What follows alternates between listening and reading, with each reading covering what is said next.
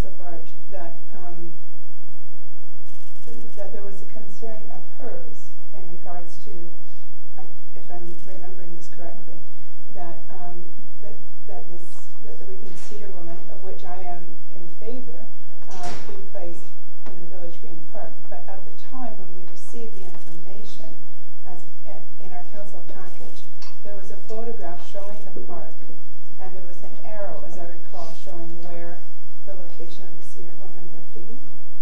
And I think at the time I was caught a little bit off guard, and I didn't really speak to Councillor Bart's intention there.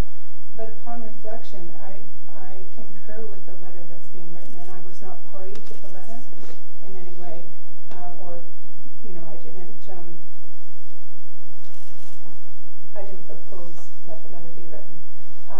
However, I do concur, and I do think that this the Windy Hill Lookout might be a better consideration, and I hadn't thought about it before. And the discussion that we had about a month ago sort of led to this idea of actually going around town really early on a couple of mornings and really thinking about this. And I think what was interesting to me was I didn't really have time to digest Councillor Bart's thoughts and intentions at the time, but I do agree that in such close proximity to the small children's playground, that it could be quite an imposing piece of work. I'm sorry, I'm just going to pause for a second. I just remembered we need to call Councillor McMaster. Oh, my goodness. I assumed it was And so can I ask, well, I informed him that we would call him after the oath of office. That's my fault, my apologies. Would somebody mind calling me? I've left the number right there. There you go. Sorry, Councillor.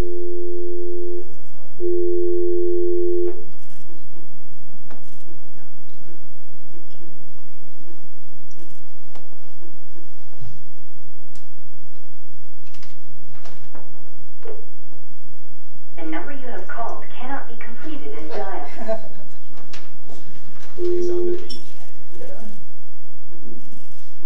No, I got it all. I think there's that old reflex anytime something starts at 250. Right. Tell one.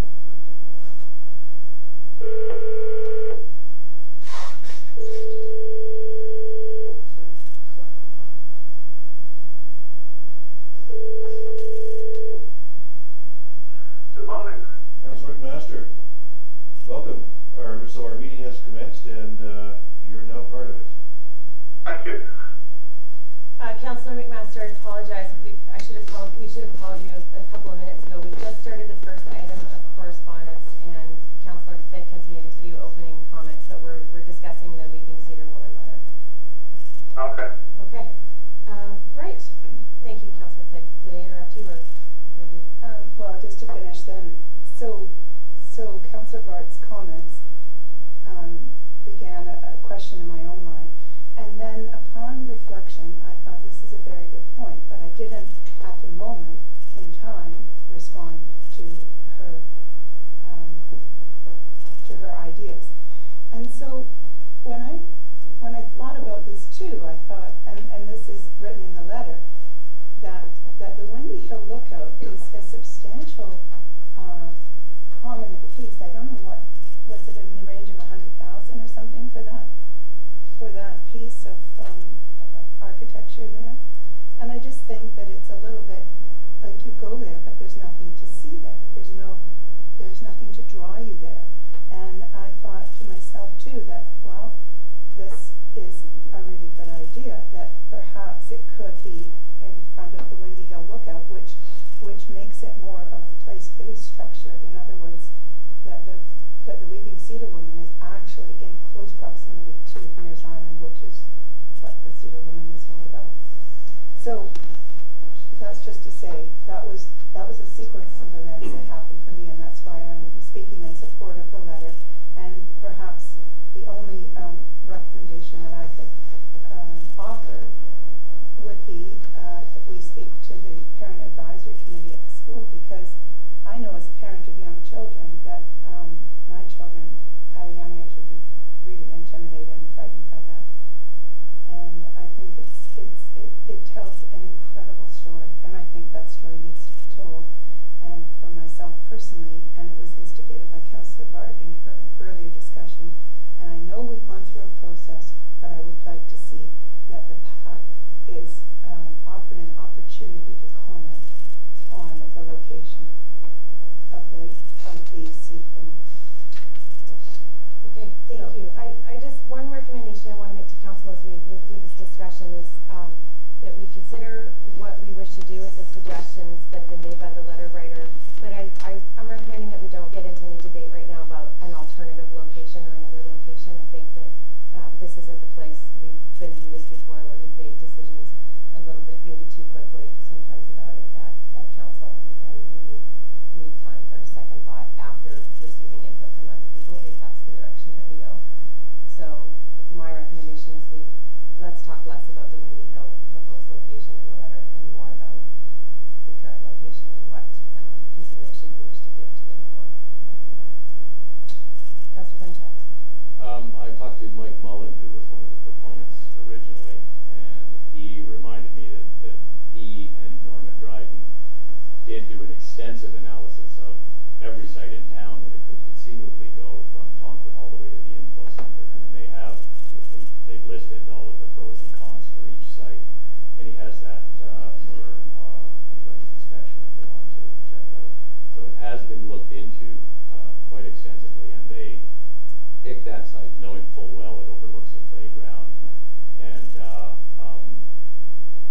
that still comes out to be the best site by some margin. There are alternative sites, but that's the one that they felt was the best overall. During the initial, I know you don't want to go back to the Windy Hill, but during the initial discussion what council had with respect to placement of the statue, I did mention the Windy Hill lookout. I didn't push hard for it, but I thought it was a good location, but was convinced by Councillor Barrett that it needed some backdrop, trees in the backdrop, something in the background to maybe accent the location where it would have final placing. I'm glad that Thicke put forward this letter. If we continue down with the location that the council had decided on, or we decided on, in the park, I agree with his comments that it's a very imposing, not in a bright piece of art, and that, but it would, and maybe intimidating to children. It's in a playground for youngsters, but it would also maybe invoke questions of the children to their parents as to what is this, and maybe that's a good thing. But I still like the idea of the Windy Point lookout, in that's the viewpoint into the sound. So whatever council's direction wishes are, I'm willing to have a second look. Thank you. Yeah, thank you. Yeah, I did raise that as a concern at the time that we were looking at the park as an option, that I wondered about impact on children, but you know, I have thought a lot about it. There may be some truth testing that needs to happen around it to see how children respond by actually asking them. But basically, I think kids are a lot more resilient than we give them credit for, and that they would be more curious than frightened, and it does have a physical limitation in that it does need to be backed onto something. The idea of the trees in the background kind of softens some of its starker kind of element that it would have, say, if it were against the skyline. And my understanding is that the artist actually, who we have said would have comment on it, but this is by hearsay, likes you know, I'm fine with continuing, but if council should consult, then I think we should consult children. If that's a concern. The effect of that statue among the trees kind of evokes for me a bit of an Emily Carrish feeling, which is always a feel-good kind of outcome in my point of view. So initially I had liked the idea of it being along where it's, you know, facing up to the waterfront in Mayor's Island. But because of this physical limitation, unless it drops below the anchor park, like at another level, if we drop it down to the water, but we haven't seen that plan yet, so for Main Street, so I don't know if there is a suitable site there or not. Yeah, I'm not really in favor of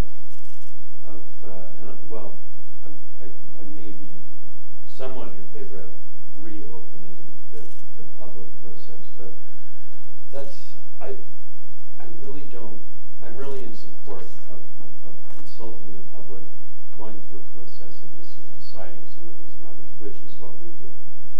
And to sort of say, well, that doesn't matter now, we want to look again and relocate it somewhere else. I mean, unless we're going to go through that whole process again, I don't think that council should do that. It makes a farce of these processes that we enter into.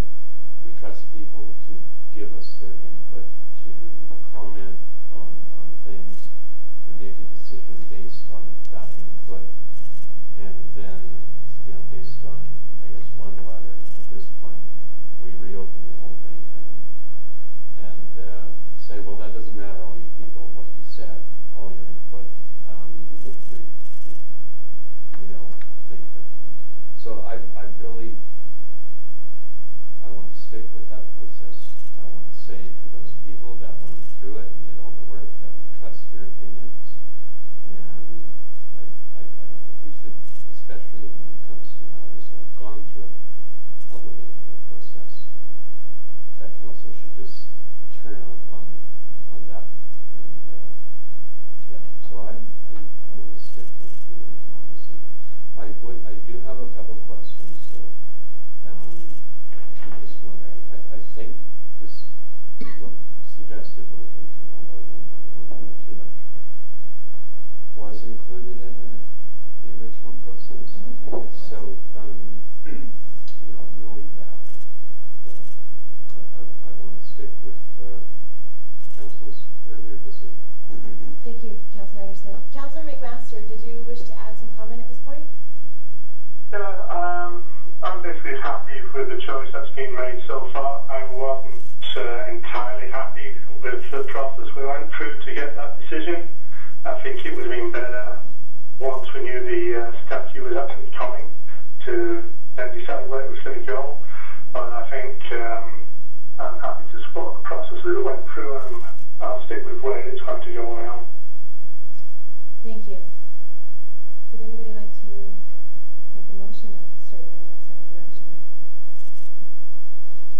Can I just say one thing? Yes, Councillor. I agree with what you're saying, Councillor Anderson, but one thing I would like to say is that when you look back at the process, that's true, that many people were consulted and many people gave their opinion.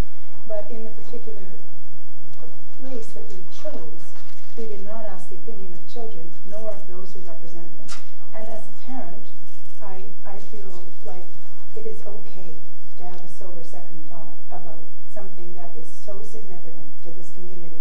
And I'm just saying that we did do due process.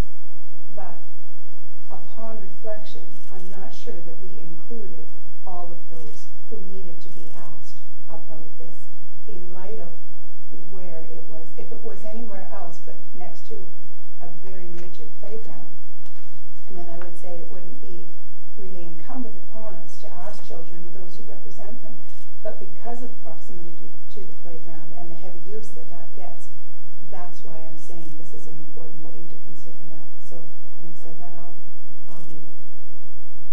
Thank you. Councillor Hunter? May I add, I went around after reading the letter last week and started doing up some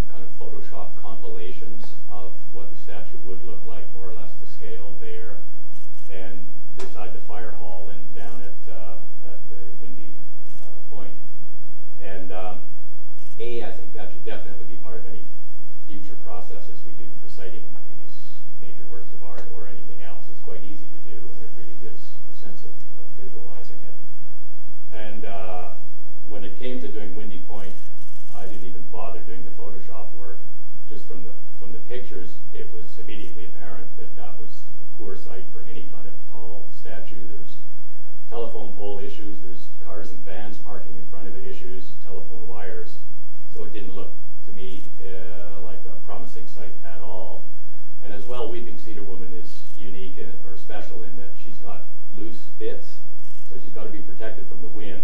Like the winds we were having just last night would have probably torn bits and pieces of her off, and certainly after wear and tear over the years, that would become a real maintenance issue. So that was part of what Michael and Norma were including in their criteria. And I did talk to a number of parents and a number of kids. One kid was about 5 years old from a house that I showed him a picture, and he said he thought it looked funny, and that kid's parent pointed out that First Nations kids are very often exposed to scary-looking masks, sculptures, and stuff in the course of their normal life. So neither he nor his child thought the Weeping Cedar Woman looked particularly scary. Other parents did. One parent actually took her 2 5-year-olds up to view the sculpture, and they said it looked sad and scary. Quote. She made what I thought was the best comment, in that Weeping Cedar Woman represents a story, and it's a very powerful story. So if we put signage on this that doesn't just give the facts of Weeping Cedar Woman, but tells the story, and in a way that is accessible to kids, then that will go a long way toward making it not just not scary, but an actual positive addition. This is a protector looking over a playground, and that I think is a positive thing. Thank you. So I've heard a couple of threads of conversation here, and I'm going to ask council to look towards making a motion of some kind. And one of the threads of conversation has been about postponing the relocation of the sculpture until a little bit more consultation is done with certain groups. And another line of thought is more around acknowledging the letter, thanking the letter writer, and proceeding with the relocation of the sculpture. So, Councillor Barton. Make a motion to receive and to send a letter thanking the letter writer for presenting his thoughts. Second. Okay, it's been moved and seconded by Councillors Barton and Anderson to receive the correspondence and thank the letter writer for his feedback.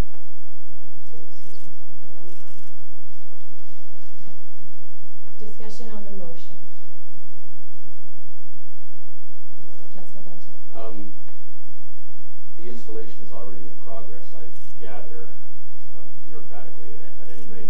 So the motion doesn't need to include anything about progressing it. Forgot to vote on the table. That's okay. The motion is on the table. All right, any other discussion on the motion? All right, I'll call the question then. All those in favor of the motion? Opposed? Councillor McMaster? I'm a yes. Thank you. The motion carries.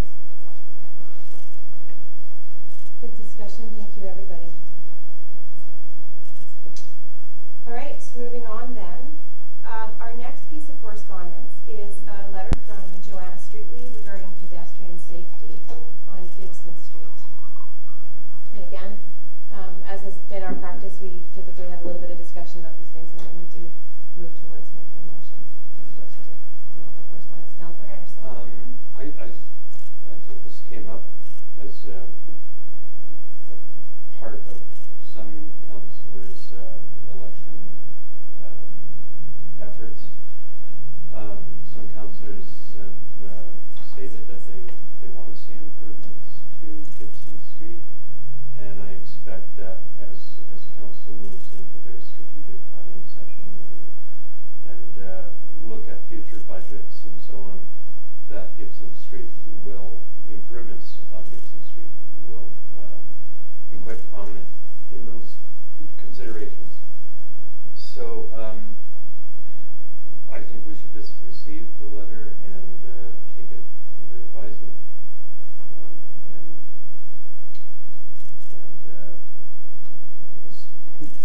I anticipate that this will not go away and that it will be part of future discussions. So I don't expect a response that yes, we're going to go ahead and do something right away, but I think it will feature in our thoughts very, very soon.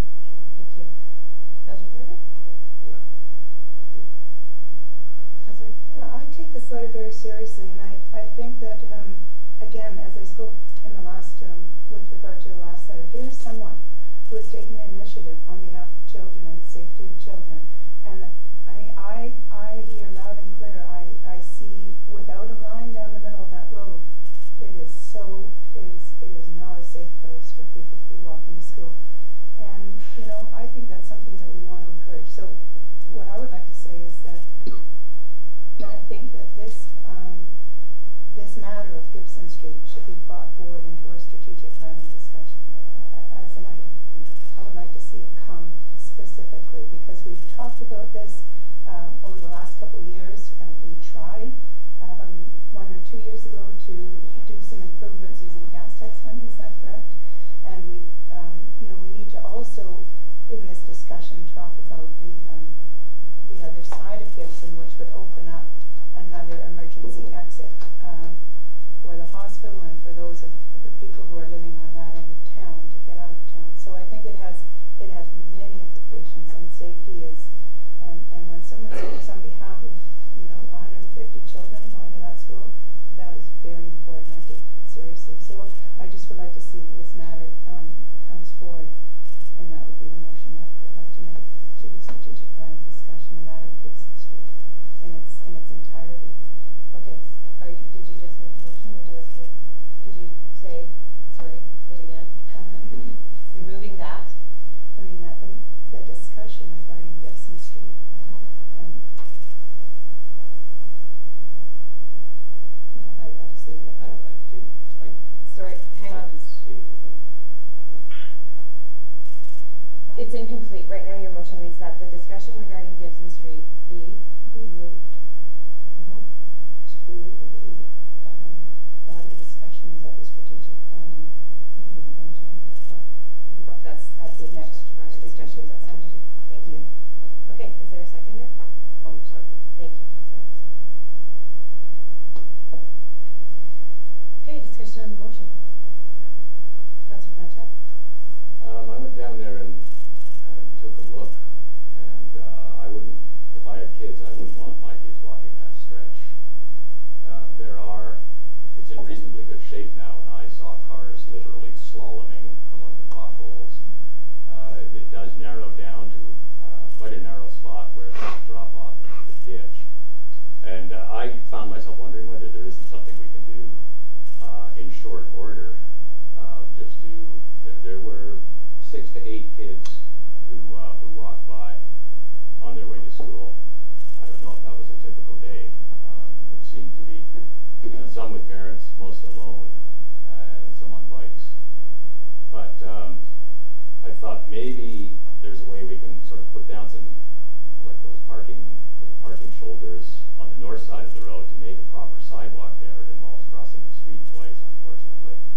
Or Ms. Streetly in her letter proposed kind of a gravel path that follows on the other side of the ditch on the south side that can go up like through the bush and the lots, and we might be able to put something like that in fairly speedily and cheaply. So my thought was to have District Works and or the planner take a look at that to see if there is something we can do quickly. Thank you. So, great suggestion. Right now we have a motion on the table moving the discussion overall about Gibson Street to strategic planning, and so we'll complete that and vote on that motion. But if you wish to make a motion, typically how we will handle that is our motions will read that we direct staff to investigate the short-term options for safety, and then that gives them the time to prepare a report and come back. So would that be a modification to this motion, or is that what? It could be an amendment if you wish it to be. If you wish to add that or we just can have two motions, it's fine. Okay, so any discussion then on the motion to move the overall discussion about Gibson Street to strategic plan? Call the question then, all those in favor? Thank you. Councillor McMaster? Yes. Thank you. Motion carries. Sorry, Councillor McMaster, I should have asked you if you had any input. Okay, would council like to make a motion regarding asking staff to investigate short-term options to increase safety on Gibson Street? I would like to make that motion. Thank you, Councillor Blanchett. Seconded by Councillor Bart. Any discussion on that motion? The motion is that staff be directed to investigate short-term solutions to increase safety on Gibson Street. To say the gravel section of Gibson Street. Yeah. Councillor McMaster, any comment on that motion? Well, my only concern is we spend money on a short-term solution which could go towards a long-term solution if when we have a strategic planning session in less than a month. Staff have heard you. I'm sure they will take that into account. Thank you. Okay. Councillor Bart? Yes, Councillor McMaster, I'm wondering if your dates have changed. Can we have our strategic planning in less than a month? And anyway, having said that, it's not for another 2 months, and then of course there's all things considered around budget and so forth. So nothing would happen in the short term, and I think there's a high level of concern among parents about that section, and probably the solutions would be temporary and not onerous or expensive.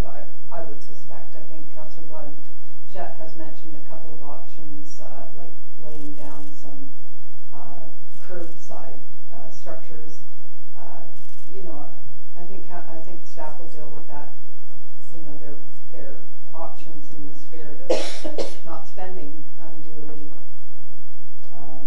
in the short term. So I'd like to support the motion. Great, thank you. Any other comment on the motion? Call the question and all those in favor? Thank you, Councillor McMaster. I guess I'll support it. I'll take that as a yes. Thank you very much. The motion is carried. Okay, thanks everybody. Next item of correspondence is from Mayor Gwen Johansson from the District of Hudson's Hope regarding proposed Site C dam project. And in the letter, she specifically asks that we review their November 18th letter to the province and consider resolving to support their request for a 1-year moratorium and a BC Utility Commission consideration of less expensive alternatives to Site C.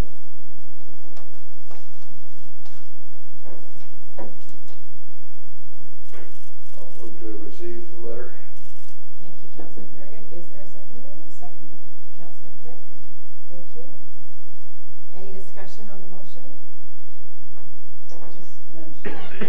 Yes, Yeah, a please. couple of things. I think there are forums where these kinds of things come forward in a larger body, the ADICC and UBCM, and I feel that they're appropriately debated and addressed in those forums, and that's where I feel most comfortable. I have very kind of strong personal feelings that support this, but I just don't kind of feel that it's appropriate right now to come to the table. Thank you very much. Any other discussion on the motion? All question and all those in favor? Thank you. Councillor McMaster? Yes, from me. Thank you. Motion is carried. All right.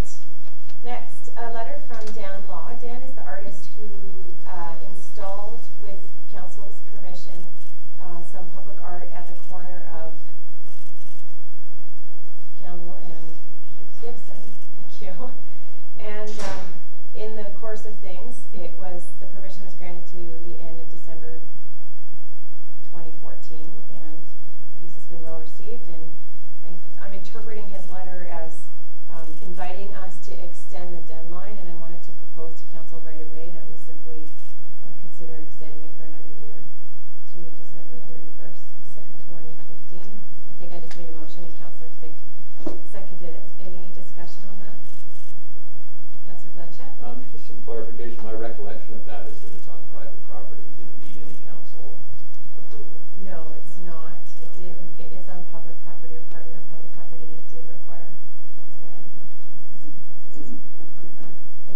proactive by coming to us before the end and asking us to extend. Yes, Councillor Anderson. Just like to point out and acknowledge that the gateway area is under a review or whatever you want to call it, just to look at what sorts of things we'd like to see in development and maybe public amenities along that corridor. And that site may feature in that in some way as a possible location for public art or any number of things. So I'm in favor of the motion. As we define that area better, too, I wouldn't want to extend it indefinitely, but it's something that I've taken into consideration. It's noted in that process. Okay. Thank you very much. Councillor McMaster, any comment? I'm happy to keep it until we decide what happens with the gateway and the public art policy. Okay, thank you very much. Councillor Barr? So does that mean we qualify December 31st or to decide? I think we'll just leave it at- it'll take it, yeah, that time. I'm happy with it being there. Okay, I'll call the question then. All those in favor? Thank you. Councillor McMaster? That's a yes. Thank you very much. The motion is carried. Point of clarification, was that December 31st, 2015? Yes, I said 2014. Thank you. That was my mistake. Absolutely. All right, thanks everybody. And the final piece of correspondence that requires action from us is a letter from Samantha Hackett at Long Beach Lodge Resort regarding the resort's water bill. Just a sort of a few opening comments that I wanted to make.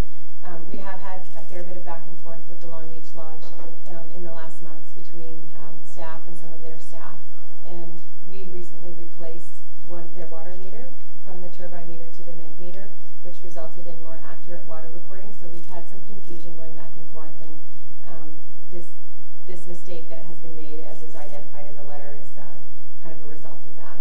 And as the letter writer indicates, the lodge had every intention to pay the bill on time. I've spoken with the resort owner, and that's absolutely the case. There's absolutely no intention not to pay the bill. So, Councillor Thicke. I would move to waive the water bill, the late payment fee on the water bill at this time. Thank you. Is there a seconder? I'll second it.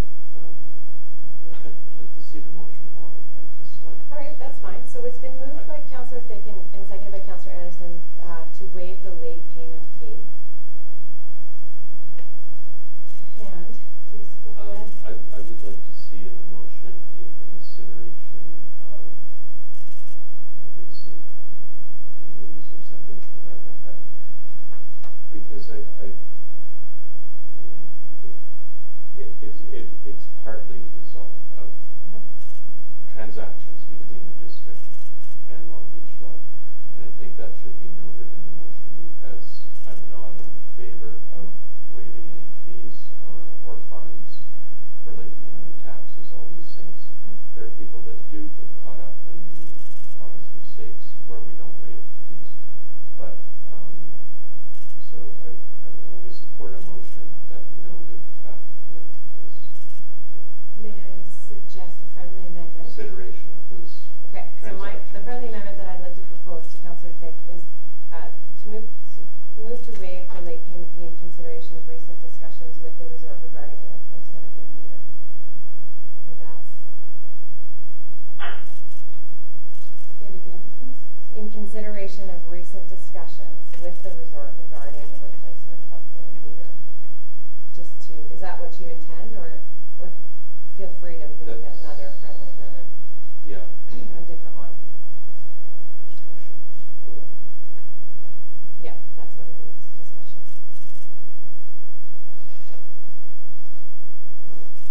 And is what you're also struggling with, Councillor Anderson, that this is a one-time only? Is that the other thing that you would like to see? I just want it noted that there's more to it than just waiving the fees, because Yes, understood. and that's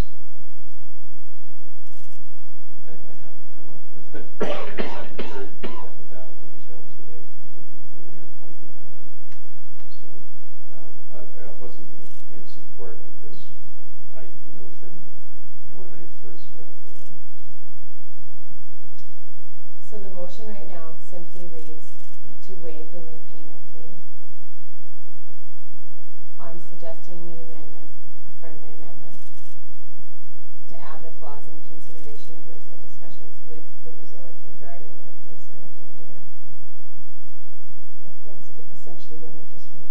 Okay. Are you okay with the amendment, the friendly amendment? Thank you. So then the motion as a whole reads, it's moved by Councillor Thicke and seconded by Councillor Anderson to waive the late payment fee in consideration of recent discussions with the resort regarding the replacement of the meter.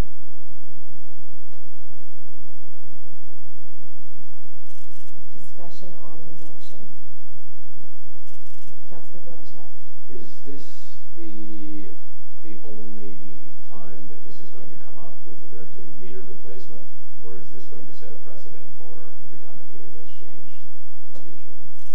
There's no way to know if it will come up again. Does this set a precedent? Every situation I think will be slightly different. I don't believe that it will, but there's no guarantee.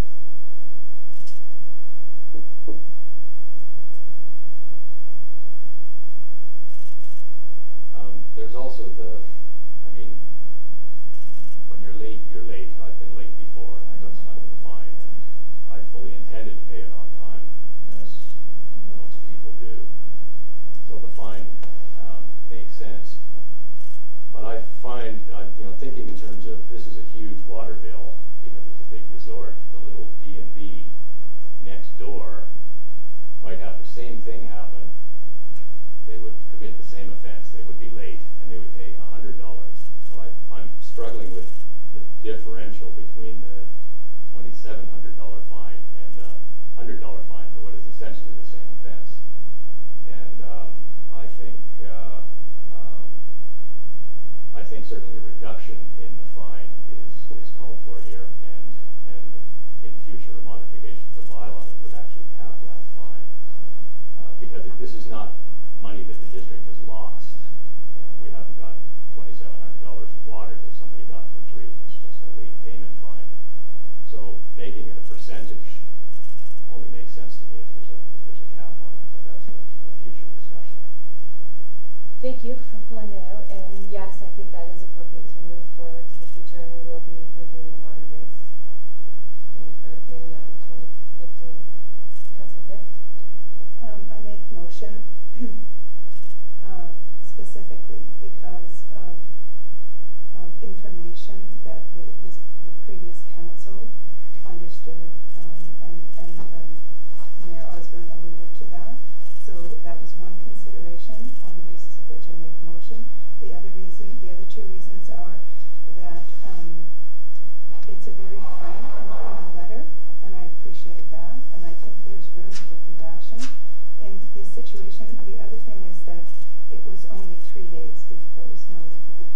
We've had other requests that have been weeks or months later, and I think I would have the same understanding if a B&B or a local resident came with the same concern. And so I think there's some background information here that Mayor Osborne has alluded to, and that is, which is too long to go into at this point. But that is the reason that I made the motion in favor of waiving at this point in time only. Councillor Thurgood? The fee that's been charged is in our bylaws, and it's a percentage, I believe, of the outstanding bill. So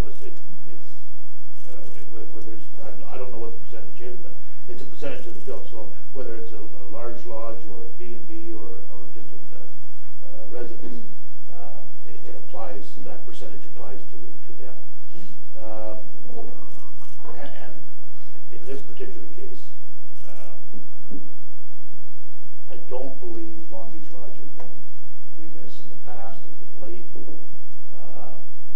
And secondly, that because of the change of meter, ongoing correspondence discussion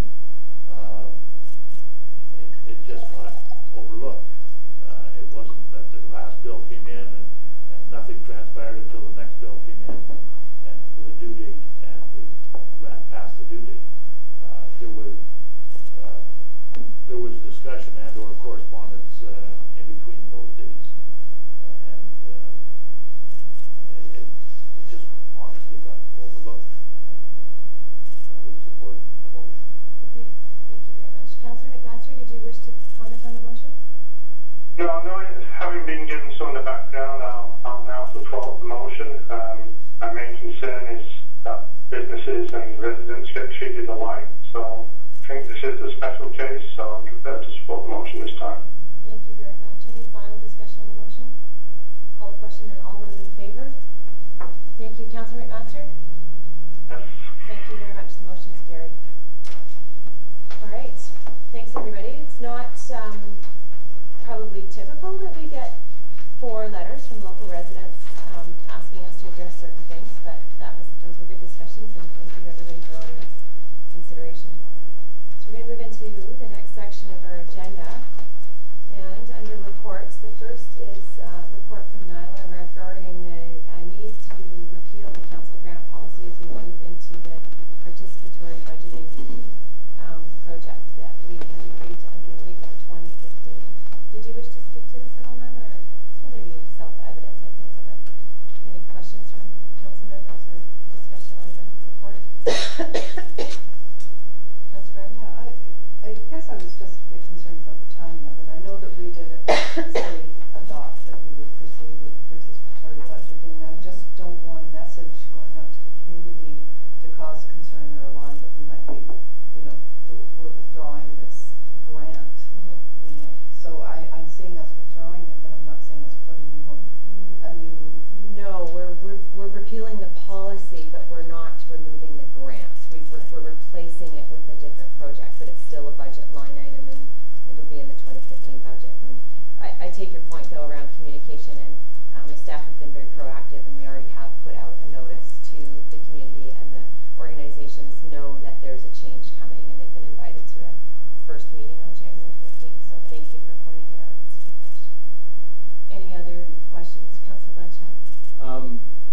My understanding, which is shallow at this point, is that there is no participatory budgeting process. There's a process in place to create a process.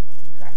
And I'm just wondering if that were to go sideways for some reason, repealing this at this time would leave us with no process for awarding these grants. So I'm wondering if this is a bit premature, or if there are reasons for repealing it. I'll ask Nyla to explain. Thank you. Through your worship, if we have the council policy in place, then the proper procedure would be to follow the policy that is active. So in order to move forward with another process, while it may be developing the process and then initiating it, it would be proper to repeal the policy at this time. I have the same concerns as Councillor Blanchett, but I accept financial officer's She's on it. Yes. It is kind of one of those administrative things that is sometimes harder for us to understand, so thank you. Councillor McMaster, any comment? No, I support the recommendation. Okay, I'll look for a motion then. Thank you, Councillor Thicke moves the recommendation. Seconder? Thank you, Councillor Farragut. Any final discussion there? Call the question then. All those in favor? Thank you, Councillor McMaster. So yes for me. Thank you. Motion is carried. All right, moving on. Signing authority for 2014 to 2018 council term. This is a typical administrative procedure that we do at the beginning of each term of office.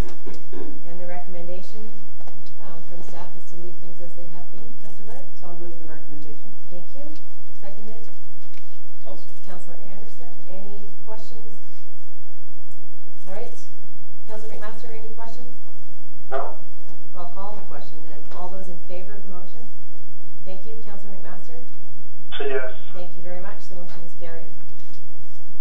And then next, another administrative procedure. One of the things that we do after the election is receive a report, and this gets filed, I guess, with the province and all that kind of stuff. There's a No, reason it's why just we're a doing that, statutory sure. requirement. It's just a statutory requirement, and we do like to do those. So, Councillor Thicke? Move the recommendation. Thank you. Blanchette. Any discussion? Call the question. All in favor? Thank you. Councillor McMaster? Yes. Thank you very much. The motion is carried. All right, next item is another thing we do at the beginning of the term. It's the meeting and acting mayor schedules. We've had a little bit of a change in the acting mayor schedule. Councillor McMaster, I'll just explain for your benefit that yesterday we learned that due to some holiday scheduling, the acting mayor schedule as in Jane's report wouldn't work quite, so we've rejigged it a little bit, and you would be the acting mayor in February and August instead of March and September. So assuming that's all okay, I will make the motion then. I'm going to move the recommendation, but number 4, that the 2015 regular council and committee of the whole meeting schedules be approved as follows. January, Councillor Thurgood, February, Councillor Thicke, March, Councillor McMaster, April, Councillor Burt, May, Councillor Blanchette, June, Councillor Anderson, and then July, Thurgood, August, Thicke, September, McMaster, October, Burt, November, Blanchette, and December, Anderson. Are you making the motion then? I just made the motion for everything. Okay, I thought Well, this was the change. this was the change, this addition. Oh, I'm sorry. Yeah. Oh my gosh. I'll redo that. Thank you. All right, so I'm going to move recommendations 1 to 3, and that the 2015 regular council and committee whole meet. Let me do this again. No, this is correct. Mayor's schedule. That's right. That the 2015 meeting and acting mayor schedules be approved as follows: January Anderson, February McMaster, March Bart, April Thicke, May Blanchette, June Thurgood, July Anderson, August McMaster, September Bart, October Thicke, November Blanchette, and December Thurgood. Second. Thank you. All right. Any discussion right now on the schedules? All right, I'll call the question then. All those in favor? Thank you. Councillor McMaster? Yes. Thank you. Motion is carried. All right. Next, we move into council appointments. So this will take a little while. We're just going to move through the recommendations of the standing committees, select committees, external bodies, and we'll do them one by one. Is that okay, Jane? Yeah, that's fine. I wanted to make just a couple of comments Yes, at please, the beginning of this do. report. Okay. For the standing committees, which are the committees that are established and members appointed by the mayor, we've looked at the terms of reference and they tend to really vary. Sometimes they're silent, sometimes they go for the elected term of office. So what we're proposing is just for consistency that all of these appointments be for the term of office, but keep in mind that every year in December this report comes forward. So there's an opportunity for the mayor to reappoint a new member, or if, so the term would be the shortest of the mayor appoints another member, that the elected official resigns from office, or the end of the term, which is now November 30th because of the change in the elections. So we've taken this concept, we've also applied it to the select committees as well, but again, keeping in mind that every year it comes forward. So you're basically appointing people at the pleasure of council. But just to make it a little clearer for responsibilities, it will go for the term of office until council makes a decision to appoint somebody else. The member leaves office, or November 30th in a general local election year. When it comes to the external bodies, I've now divided them into 3 different categories. Statutory bodies, those are bodies like the Alberni-Claycott Regional District, where council is required by law to appoint people. So that also applies to the library. We will follow whatever recommendations those organizations have. Where they're silent on it, we will then appoint for the term of office, but that's again at the pleasure of council. We also have a number of external bodies that I put in category B, which means that the district actually has a seat on these organizations that's embedded in their incorporation documents. And then group C are just groups that come forward and ask for council representation.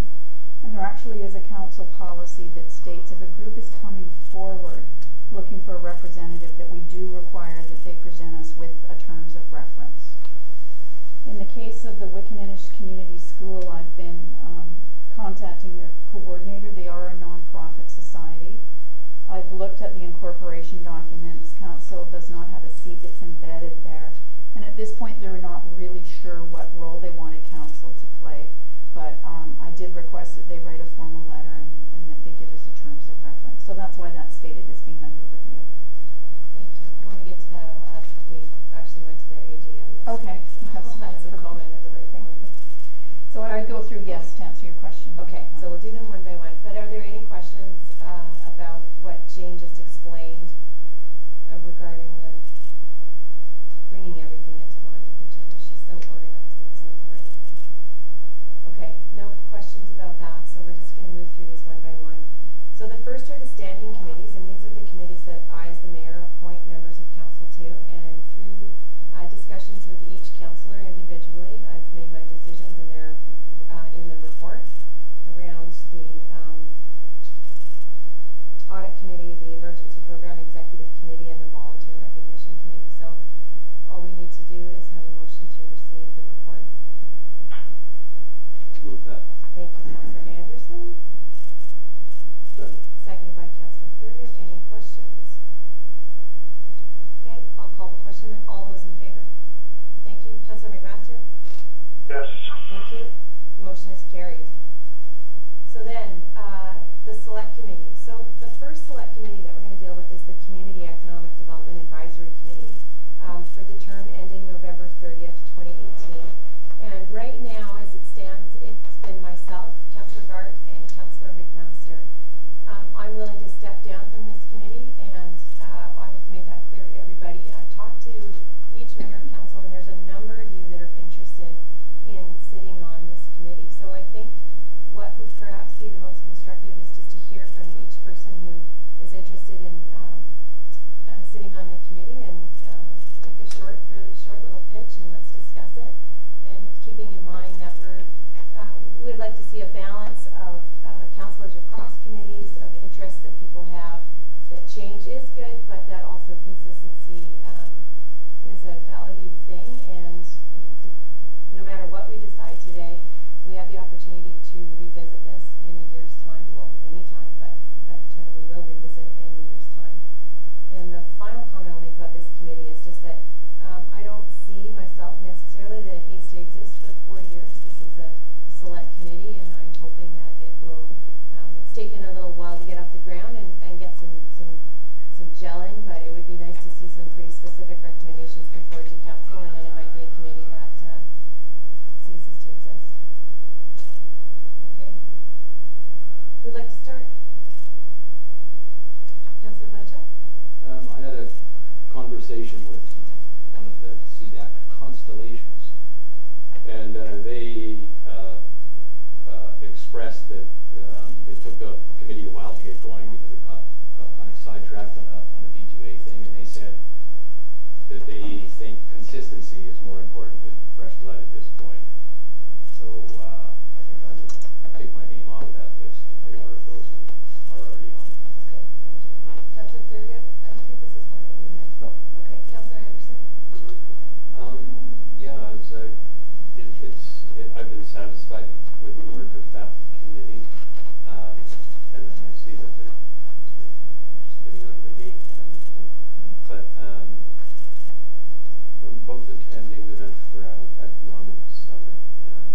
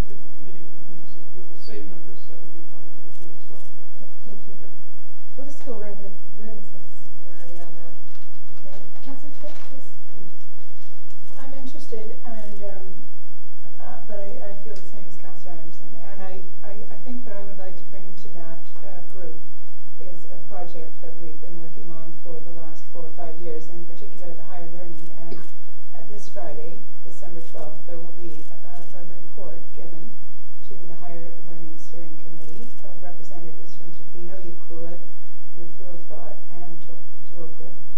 And at that time, I think this report that I have been involved in writing will be quite a good turning point. And I would like to see that these ideas are brought forward to the committee, and I think that there's real room for this committee to take those concepts and ideas put forth and to gain some real traction for not only our community, but as we've spoken about the last few days, the concept of working together with First Nations in an endeavor that will benefit four communities on this coast. So that is the reason that I would be interested in being involved. Thank you. Councillor Bart currently does sit on the committee, and I think I've explained to most of you that when I decided that I would step down from the committee, I did ask her to consider putting her name forth as the committee's chair. So, Councillor Bart, I know you're still interested. Well, thank you for the endorsement. I much appreciate it, because I understood that we're kind of going to present a case for being selected to sit on this committee, and I've made a 2-page speech. But I won't put you through it. I'll just kind of summarize that, you know, I've been a bit frustrated with the kind of pace of engagement and focus on this committee, because we have had other things that we've needed to address. And the B2A, I think it gives that broader context within which this can work, because it will give some measuring points as to community life and sustainability and so forth that I agree are important and need to be part of it. But, you know, whether it's within the context of the mayor's inaugural address around relations with our neighbours, whether it's out of the work that we did manage to do around the small business walks, and also the kind of stimulation and ongoing engagement with Vancouver Island economic organizations, then I think I'm well embedded in, you know, these ways of thinking about things and problem solving.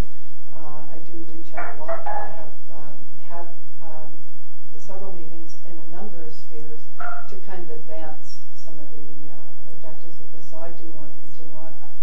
What my concern is that I expressed to the mayor was, if there are committee appointments, my expectation for whoever else is on the committee is going to be very high around energy participation and bringing forward you know, energy and ideas. So just if you don't have the time or capacity in those ways, then this might not be the committee to work on if you do endorse moving on it. Okay, thank you very much. Councillor McMaster?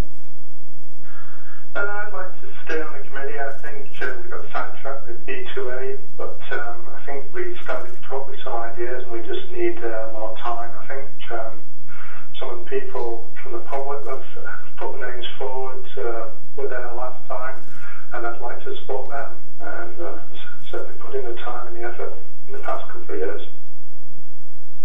Thank you. Okay. I just had one thing. There's been a number of kind of concepts brought to the table, and mostly have been brought by you as chair. And I don't know what you think about your ongoing or working relationship with this committee would be, but I definitely think that we would benefit from your continued interest and our participation. So, yeah. Thank you. I'm still gonna sit back from the committee, and I'm glad to see that there's a couple of other members of council that are interested in taking that seat, so to speak. And my intention is to stay very much in touch and communication with it. I just think that I don't need to be the chair, and it's nice to see other people taking on the role. And honestly, making this a true committee of council, and this is something that has a lot of energy, and I've seen a lot of energy from councillors and ideas, and I think that it's got tons of potential. So Councillor Bart's made it pretty clear that going to get some work done over the next year. So, Councillor Anderson? I'd just like to say I would probably withdraw my name and forward any ideas I have through the members of council that do have more time than me. Right, okay. And So, thank you, Councillor Anderson. I mean, so it looks like Councillors McMaster, Bart, and Thicke are candidates that are most keen in fully understanding what they're getting themselves into. I'm going to look to Councillor Bart. Would you like to make a motion? Make a motion that I.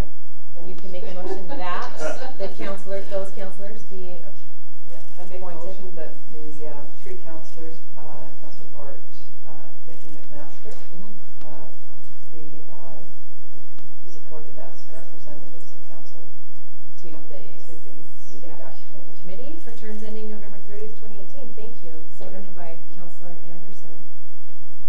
Any discussion there? Have we discussed it all? Call the question. All in favor? Thank you. Councillor McMaster? Yes. Thank you. The motion is carried. I think most of the rest will be fairly straightforward. So the second select committee is the design review panel, and the recommendation that Councillor Anderson be appointed to the design review panel committee for a term ending November 30th, 2018. I'll make a motion that Councillor Anderson be appointed to the design review panel, etc. Thank you. Seconder? Councillor Shut. I'll call the question and all those in favor? Councillor McMaster? Yes. Thank you. Motion is carried. Third, that Councillor McMaster be appointed back onto the Downtown Vitalization Committee. Move the recommendation. Thank you, Councillor Thicke. Moves the recommendation, seconded by Councillor Anderson. I'm looking to see any discussion. None. I'll call the question. All in favor? Thank you. Councillor McMaster? Yes. Thank you. Motion is carried. Mayor Osmond? Yes. We need an alternate appointed to the downtown vitalization. Let's do that. I was too excited about moving quickly. Sorry. All right. Who would be interested in sitting as an alternate to Councillor McMaster? I believe I was the alternate before, but if anyone else is interested, just let them know on. Councillor Durgan is also willing? Yes. Okay. All right. And Well, before Councillor Durgan put his name forward, I was going to put my name forward. okay. But I know very little about this committee. So I will take my guidance from councillors as to whether that's appropriate. Well, what seems to happen as our practice is that often the alternate does attend the meetings, and it's a good way to get to know the work of the committee. I'm going to suggest to council that because Councillor Blanchett doesn't find himself on too many committees, that this would be a really great way for him to learn more about it. So if there was agreement from council. All right, so we'll just, Jane, sorry for the messiness, we'll just make a second motion. I'll make a motion that Councillor Blanchett be appointed as alternate to the downtown vitalization. Thank you, Councillor Bart. Seconded by Councillor Anderson. Okay, I'll call the question. All those in favor? Councillor McMaster? Yes. Thank you. Motion is carried. I'll take a deep breath and slow down a little.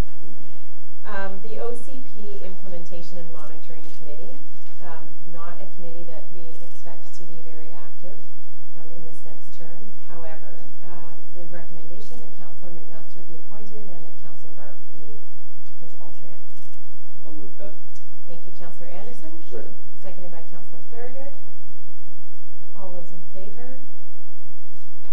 Thank you. Councillor McMaster? Yes. Thank you. Motion is carried. All Okay. of these are agreeing with you. Yes, they certainly are. All right, moving into external bodies. First are those statutory external bodies to which we must appoint a representative. And first is the Municipal Insurance Association. Councillor Anderson has been a representative and has agreed to stand again. This is a group that meets just once a month, pretty much. Or sorry, once a year. Yeah, there's basically the task is to attend the annual general meeting and to approve the election of new Trustees. officers and review in a very high overview way the financials of the organization. Thank you. Councillor Bart? I don't think it's so entirely, distant removed. That wasn't our previous CAO one of the appointees. Yeah. So the recommendation is that Councillor Anderson appointment and Councillor McMaster be his alternate. Make the motion. Thank you, Councillor Bart. Seconded by Councillor Thicke. All those in favor? Thank you. Councillor McMaster? Yes. Thank you. Motion is carried. The next external body that has a statutory requirement for us to appoint a representative is the Board of Trustees of the Vancouver Island Regional Library. And we did have some internal discussion, and yesterday it's my understanding that an agreement was reached at least between Councillors Anderson and Thicke, that Councillor Anderson is interested in remaining the trustee, and that Councillor Thicke would be his alternate this year. So moved. All right, thank you. Councillor Bart moves that Councillor Anderson sit on the Board of Trustees of the VRL and that Councillor Thicke be his alternate for a term ending December 31st, 2015. All those in favor? We did. Oh, thank you. You did. Councillor McMaster? Yes. Thank you. Motion is carried.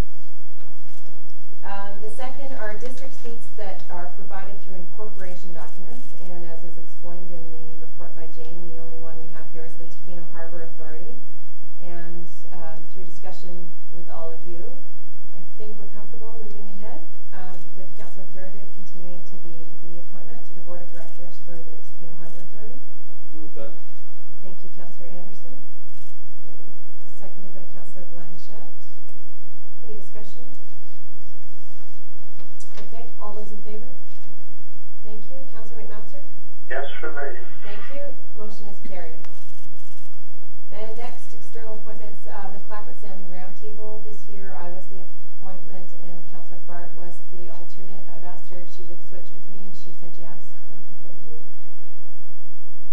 Somebody like to move the recommendation? Thank you. Councillor Thicke. And seconder? Councillor Thurgood. Thank you very much. All those in favor? Thank you. Councillor McMaster? Yes. Thank you. Motion is carried. Next is the Pacific Rim Knowledge and Innovation Project Steering Committee, which we also know a little bit more colloquially as the Higher Learning Committee, or Regional Higher Learning Committee. And through discussions with you, and thank you, Councillor McMaster, for the contributions that you made, and he's agreed that he would be fine to give up his seat, and Councillor Blanchette has indicated his interest. So the recommendation is that myself and Councillors Blanchette and Bart be the appointments to this project steering committee. Move that. Thank you, Councillor Anderson. Is that a second? Councillor Thicke? Any questions there? Yes, Councillor Bart. I just am wondering, because Councillor Thicke has been such a champion for this, is it because of your role with the CBC that you're feeling that that this is an appropriate configuration of appointment? Well, what my suggestion would be, because Councillor Thicke is involved in the project in another capacity, that right now it wouldn't be quite appropriate, but this will come up again in a year, and I think we're going to see some pretty big movement with this committee in the next 2 months. So, yeah, good point. But I definitely want to acknowledge that. Absolutely. Yeah, and we did discuss that. Thank you.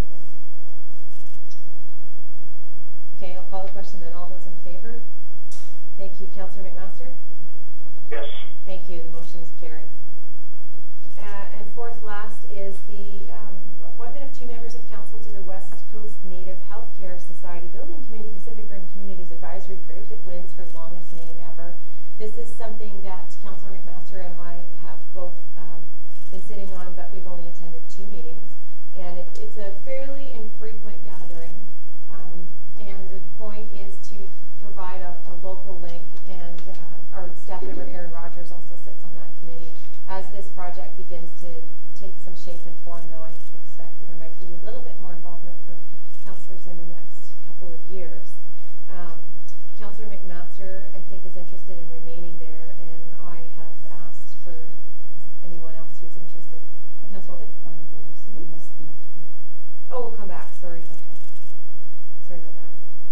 Since we're halfway through this, let's just finish up.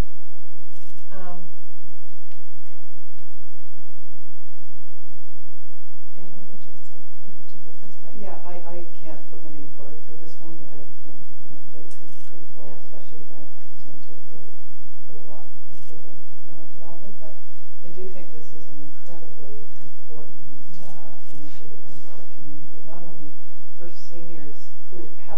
now had to leave the community. But, you know, just also in terms of what we just, you know, discovered and uncovered through the age-friendly study that was done and so forth, that I think more eyes on this project is going to be really important, and it's probably getting to a place now that there's going to be some real development kind of in the works. So it would be good if anybody has some interest in this to, you know, bring forward. Okay. Councillor Greig? I would. Are you interested? I would. Okay. Anybody else? Councillor? For that too, yeah. Yeah, okay. Councillor McMaster, what's your feelings? Yeah, I'd like to stay on it. I was invited to sit on this committee before I was even on council, so I've been involved for quite a long time. So it's starting to get legs a little bit. I'd like to see it through. Okay. Arm wrestle between Councillors Thurgood and Anderson? I'll move that Councillor McMaster and Councillors Thurgood be the representatives for the district on the West Coast Native Healthcare Society. Thank you. Is there a seconder? Second. Thank you, Councillor Thurgood. I've got a great deal of interest in this because I'll probably be the first one to want to get in there. I think Peter Madley is ahead of you there. Yeah, we got to bring Cedar Madley. But I'm Councillor. Okay, so it's been moved and seconded that Councillors McMaster and Thurgood be the appointments to the very long named committee. All right, I'll call the question then. All those in favor? Thank you. Councillor McMaster? Yes. Thank you. Motion is carried. And of course, with all of the committees, it's great to hear regular updates, and we'll make sure that that's incorporated so everyone has a chance to have their voice heard. Apologies for my mistake there. So we'll go back to Tourism Tofino. Tourism Tofino, there's an ex officio or non-voting seat on the Tourism Tofino board, and the current appointment and the way the Tourism Tofino terms read is that the term ends at the AGM held spring 2015. So the recommendation is that I remain there until April 2015 at least. I'm certainly interested in doing so. I'll move the recommendation then. Thank you. Second. Councillor Anderson, seconded by Councillor Thurgood. Councillor Hart. Just a question. So in your absence, would one presumably acting mayor then would attend, or is there's no alternate seat on this one then? There is not an alternate seat, that is true. I have missed very few meetings, and on the odd occasion that I have missed a meeting, Councillor McMaster has attended, I think, once or at least once. But I think that that's a great idea to do it as whoever is the acting mayor could just step in while I'm not there, in the sense that it's great exposure and good way. I mean, anyone, if you're welcome to come to the meetings at any point. If you would like to come just to view it once or twice, then please by all means let me know, and I'll make sure that you know about the dates. Okay, I'll call the question then. All those in favor? Thank you. Councillor McMaster? Yes. Thank you. Motion is carried. Okay, did I miss anything? Did I miss any committees? I'm looking at Jane. No, prior to that. Okay, thank you, Councillor. All right, so moving on then, the next item on our agenda is the community hall use policy. And we have been going back and forth with staff a little bit as we try to clarify our intentions and do the best job that we can to create a policy that works. So, Aaron, please, thank you. Please and thank you. Good morning, Mayor and Council. I wasn't expecting the sun, so I did it in a yellow, so it's not turning out well. So, as you all recall, this is sort of the an update to clarify our community hall policy and the changing nature of the use of the hall, and of our desire to make sure that community hall remains focused on recreation programs and community events. The background, we had a September 30th meeting where Council asked us to reconsider festivals and events, weddings, and post-event cleanup. We got through most of that at the September 30th meeting, but we were directed to go back and to think about weddings a little bit more. That was the view, sort of, that we can rent weddings. Are we going to rent the hall for weddings? So what the staff did is went back and looked at weddings from 2 points of view. We looked at it from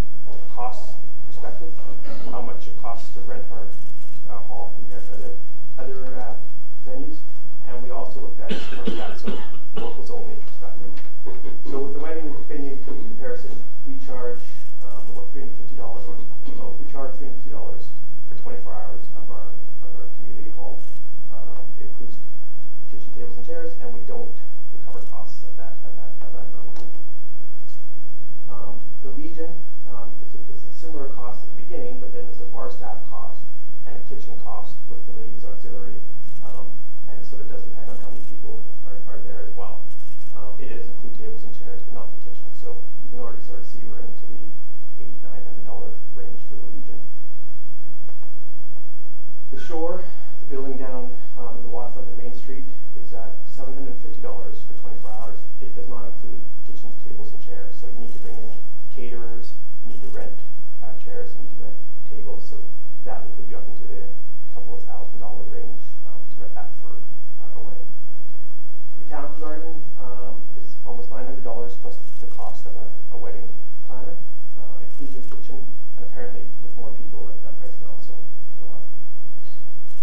In Ucluelet, it's $1,000 to rent the hall for the wedding, and $750 if you're a local, and that includes the kitchen, tables, and chairs. So you can sort of see that our community hall is considerably underpriced related to other venues in our community and the neighboring communities. And the recommendation from staff would be for us to review these fees going forward in fees, charges, bylaws, and to increase them to at least be in line with these numbers, but definitely to make sure that we're paying for our maintenance operation costs of the hall. The local only provision was, we talked about the original suggestion from staff was to just not allow weddings in the community hall, and that wasn't well received by council. And we had a discussion last meeting about whether we can restrict it to locals or not. We did a bit of work on that. The legalities of it, the BC Human Rights Code doesn't classify a place of residence as something you can discriminate against. The intent of that legislation about discrimination, without having the words, would maybe talk about discriminating on the basis of not being a proper practice, although it doesn't actually say it. And the other thing about that is the determination of the term local. Who's a local? Is it someone from a house? Is it someone from Fluid? Is it someone from Correspondence? So sorry. The legality, Human Rights Code, as I said earlier, it's not identified as a characteristic of a discriminating person. We didn't explore the legislation fully, just due to cost and time. Nobody else restricts based on locals that we can find. They do restrict on cost, so it can cost you more if you're not from here, but they don't restrict people based on where they're from. So who's a local? It's difficult to define. Some of the other municipalities we saw left that up to staff. Again, is someone from Salmon Beach a local? Who decides? Is it staff? Is it the policy as a council? How do we enforce that? Do we have people borrowing their friends' IDs, using their cousin to book the halls? And so these are things we've seen in the past. So the process becomes a little bit more muddy, and it's kind of the opposite of where we were trying to go. It's more of a transparent process, so people can come look at our documents and say, this is what I need to do to rent this hall, and these are the rules. So we're proposing to the policy amendment to remove community hall shall not be rented for weddings or wedding receptions, so that weddings would be permitted in the hall. We'd like to review the fees to bring them in line with the private sector. We would actually like to include a requirement for a wedding planner in the community hall contract, which is something that we picked up actually from the Botanical Gardens, so that our staff are not dealing with the day-to-day or minute-to-minute issues with the wedding. We don't believe we should have a local provision in this. We think that the sort of intent of the policy was to manage uses rather than users, and so we think that the hall should be open for anybody who'd like to rent it for a wedding, provided they pay the fee. And again, we still have the provision in the policy that you can't book any more than 3 months in advance, which will probably restrict out-of-town weddings, as it is. People tend to plan their weddings a year in advance. So those are the recommendations. Would you mind flipping back to the past slide? I just want to, I think that would be good for us to have up here to discuss. Thank you very much, Harry. Question questions for Aaron, for staff in particular, about what's just been presented, or any of the thought processes going into it? Yes, Councillor Blanchette, and recognizing, of course, that Councillor Blanchette is joining us at this mid to later stage of the conversation. So please Well, I was ask what you actually need to at both those meetings. Oh, you were at both those Yes. meetings, so you heard. Okay, good. Thanks. That's useful. I'm just a question about the fees. Are you thinking of including a fee differential for locals and out of town? It's not something I was thinking about doing, but I'm working with Nyla to review these fees and charges. I think we're going to do it based off of use rather than users. It's sort of is what we've been trying to do. So I guess I won't be looking at it, but I will talk to Nyla about it. Yeah, thank you. Good that we've gone back and we're taking some time with this. It is a community asset, and I think it's worthy of trying to get it right. I think some of the comparisons don't entirely line up, given the nature of the building that we're talking about. The community hall in Hewlett doesn't compare with the community hall in Tofino, you know, and so forth. Maybe a bit closer to the Legion. Definitely not comparable to the shore of the Botanical Gardens. So that's just one thing. Your chances of, I mean, I understand weddings have happened there for lack of better space. The bigger piece that I don't agree with is we have all kinds of tools for determining residency, and local might not be the right word. The idea is residency, because residents are actually paying for this facility, and we share enough of our facilities out with people coming from outside the community that I think that there has to be some acknowledgement that, one, it's made available to residents for weddings or for whatever, and that is distinct from commercial uses. If we have local festivals and events, that's one thing, but things that are brought from outside, they have, there are other venues that some of those things could go to, and that is the commercial piece. So I'm very much interested in safeguarding, as long as we have the hall available for this kind of use. That may change if we eventually have a civic center or other facilities. But right now, I think we have tools for determining residency, and we price accordingly. Thank you. Thank you for the presentation and the second thought that's gone into this. I appreciate it. I did some research about this also, and one of the things that I learned, I think, was the time. I think it's the amount of time that negatively impacts possible other users. So I don't quite understand why 24 hours is in. When I got married, which was quite a long time ago, we had this place for 6 hours. And I'm suggesting that we look at a time frame of 8 to 10 max, so that it is conceivable you come in at 3 and decorate for an hour, and the reception starts at 5 and it goes till 11 or 12, whatever.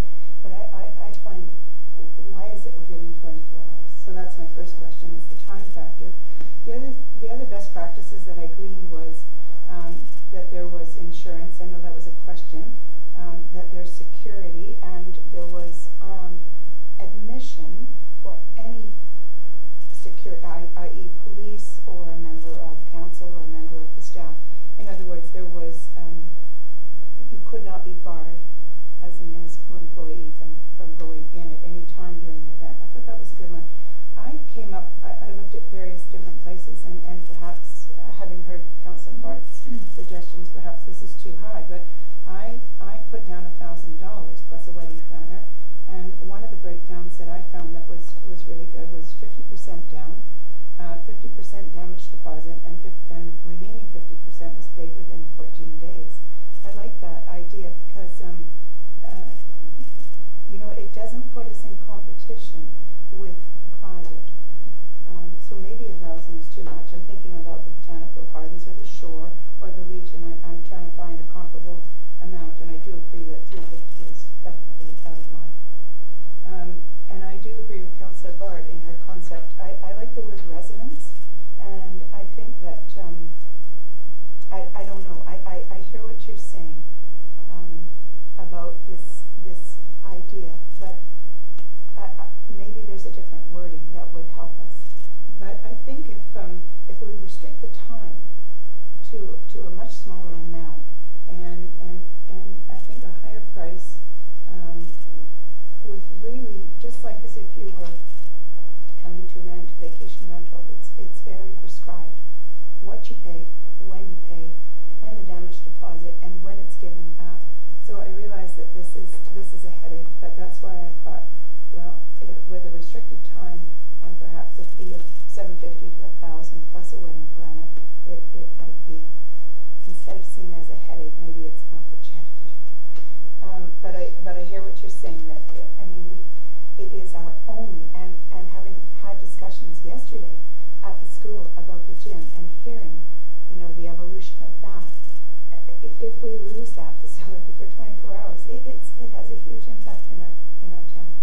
So I don't have the right solution, but I do have a very good website that had a consolidated list of best practices for community hall rental, which I'm happy to pass on to you for whatever it might be worth. Thank you. So just to be clear, we're not determining fees today. Today we're discussing the policy, and I appreciate all your feedback and the research that you did, Councillor Thicke, but I just don't want us, we're not here to make recommendations on fee structure. So I think that the information was included as kind of context in the report, but am I correct?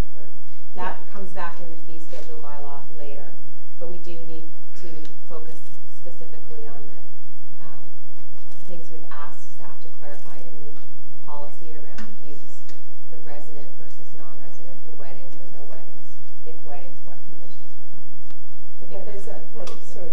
But it is on their review fees, bring in mind. It is, but that will come back to council in the form of amendments to the. Even in the report, it's a recommendation that we review. Yeah, I think we already made that recommendation.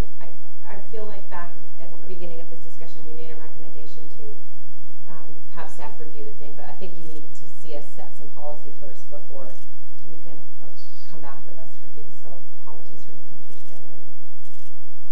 Okay. Councillor McMaster? I had two concerns, and the first one is the requirement to have a wedding planner. I think most people that are looking at, say, the community hall or the Legion, maybe don't have quite as much money to afford places like the Shore or the Botanical Gardens. That may be a generalisation, but I think that's an unnecessary expense. I've been involved in probably 6 or 7 weddings in the past 2 years at the Legion, and have not encountered a wedding planner yet.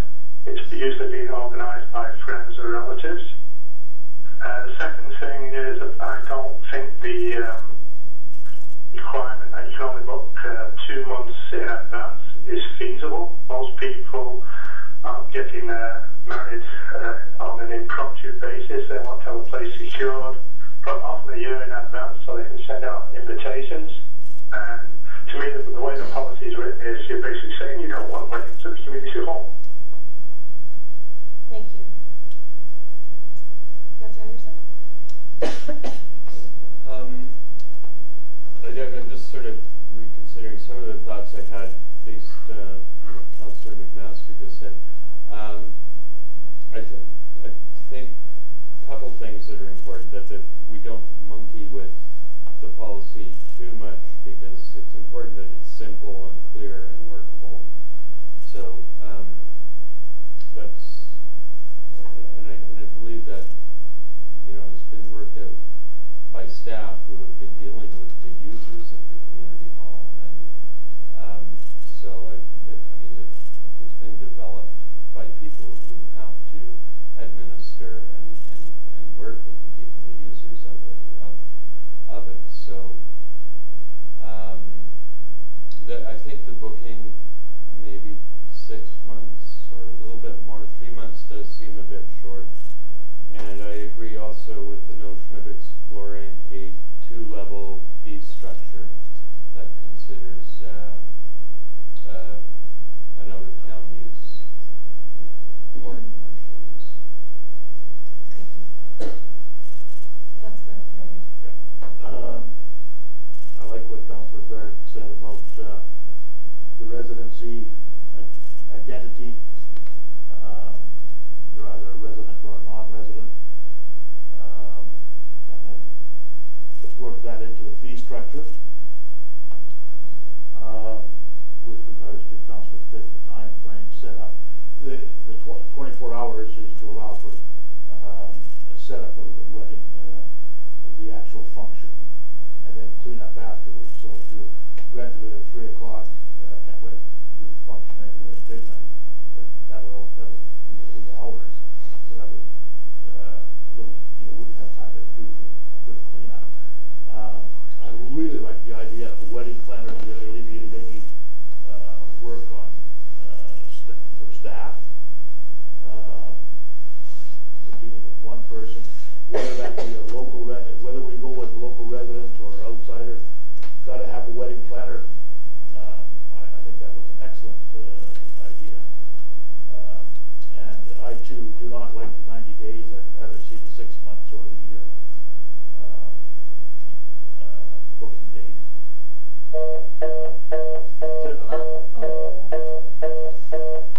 Didn't pay your bill.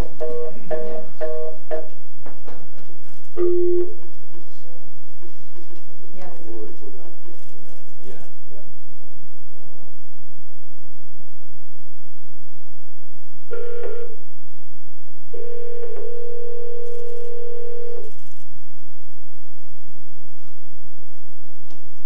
Your call has been forwarded to... He's bad, my back is dead. Okay. All right, well, let the minutes reflect that Councillor McMaster left the meeting. And if you'll pardon me for 1 minute, I'll just send him a very quick email to text me when he is back on.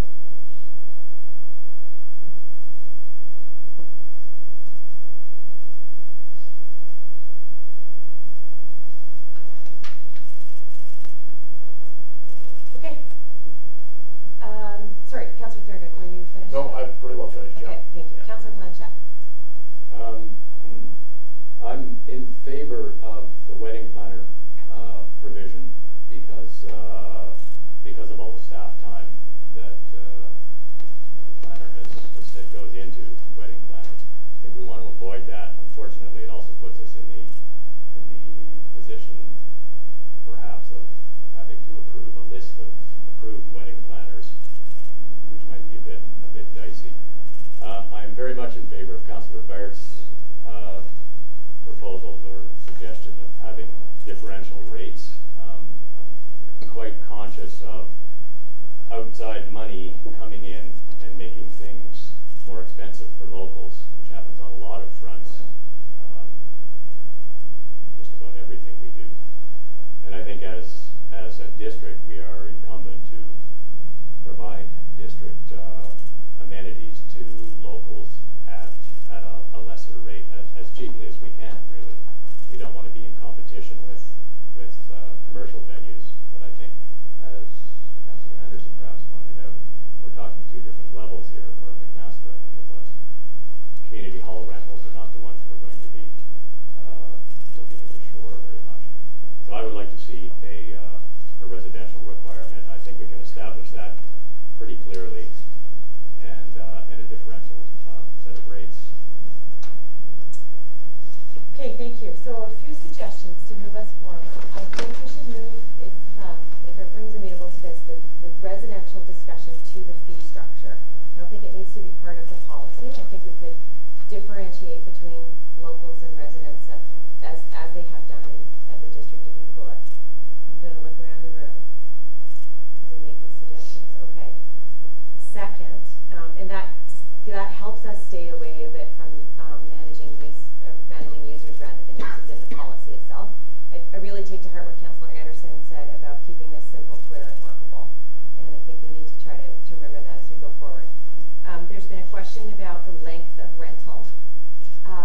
My suggestion is that we hear that, but that we park it for now, and as we move forward, and I do believe that in the coming year we're going to start having more discussions around the use of the community hall anyways, with respect to recreation and in relationship to the school gym and all that. I think Councillor Thicke's made a great point that it is possible to conduct a wedding in a shorter period of time than 24 hours. I wholeheartedly agree due to my own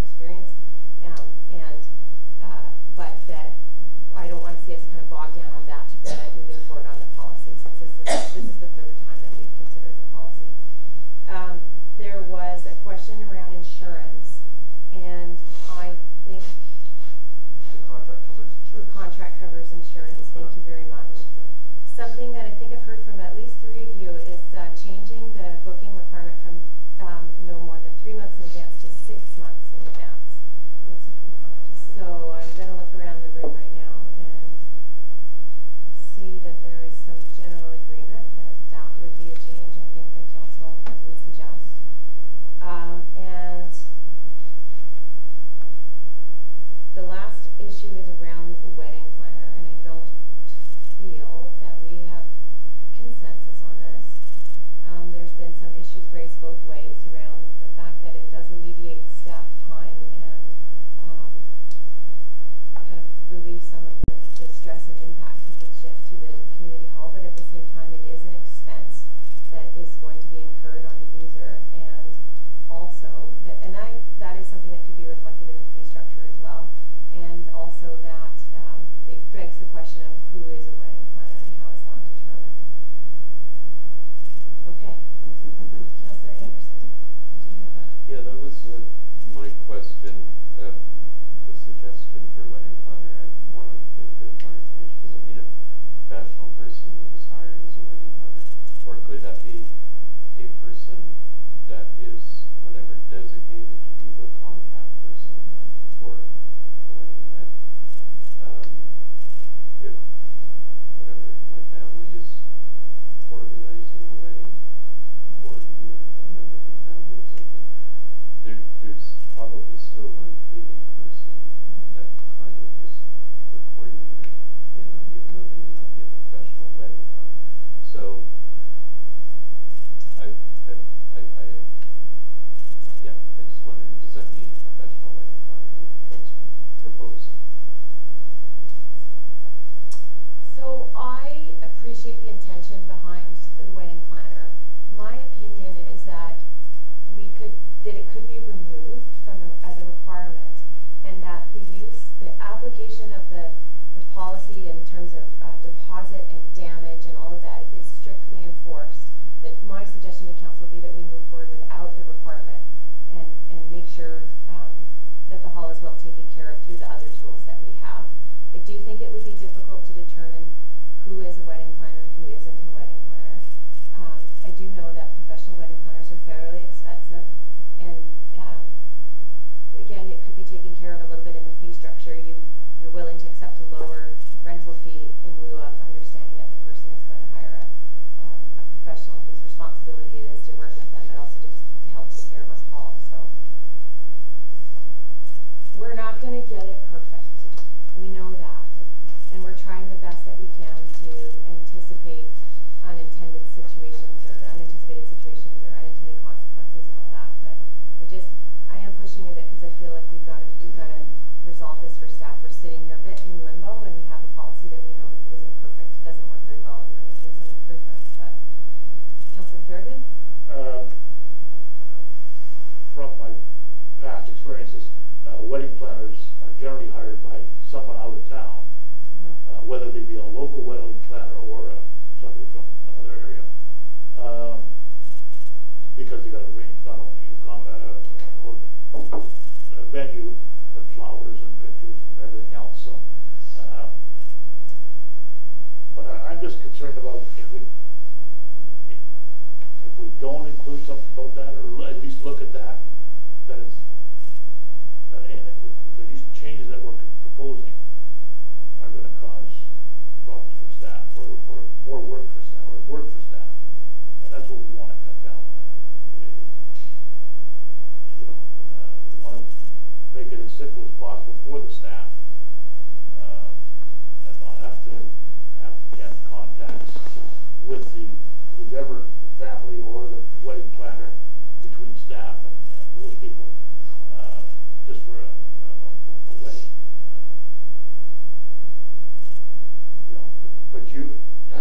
But the Botanical Gardens has had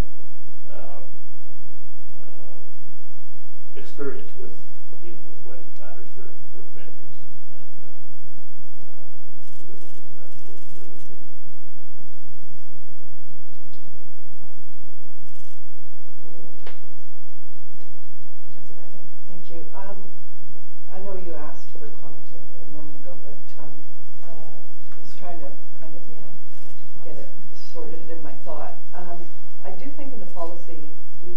to, if we're in agreement about this, to say that the fee structure will reflect a distinction between resident and non-resident as policy.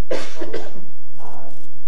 you know, it goes back to who's paying for the hall, and, you know, taxpayers have paid for the hall and have legitimate needs and uses and demands on it. So I really don't care so much if it happens to be booked by the cousin of somebody coming from out of town.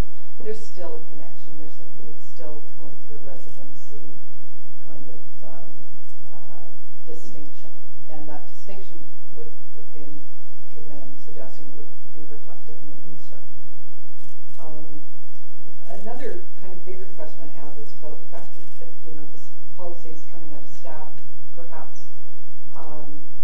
If I understand Mr. Rogers correctly, you know, there are real impacts that they're trying to address about what happens in having the hall used for weddings, etc. But it seems, you know, it's been kind of will of council so far to say, no, we will continue with that. But we have a rec commission that has done a kind of master plan, which still hasn't, you know, just only a draft came and so forth. But one of the things I know that happened up at the community hall was an investigation about how the community felt about community hall use and so forth. And again, you know, we're creating this policy, but I think we're also very aware that we need to further that discussion around our facilities and amenities and so forth, and about, you know, working with direct commission in whatever shape or form it takes, and even, you know, what happens in the municipal corporation as far as how we address needs in that realm. So I'm having a bit of difficulty with just going ahead full bore on this when there's so many kind of threads dangling in question. Okay. If I understand correctly, you are comfortable with having a distinction in the fee structure. Okay. And I'm just noting that kind of caveat. Yeah, I think that's fine. I just received a text from Councillor McMaster. His battery is fine. Can you please try to call me again? Thank you.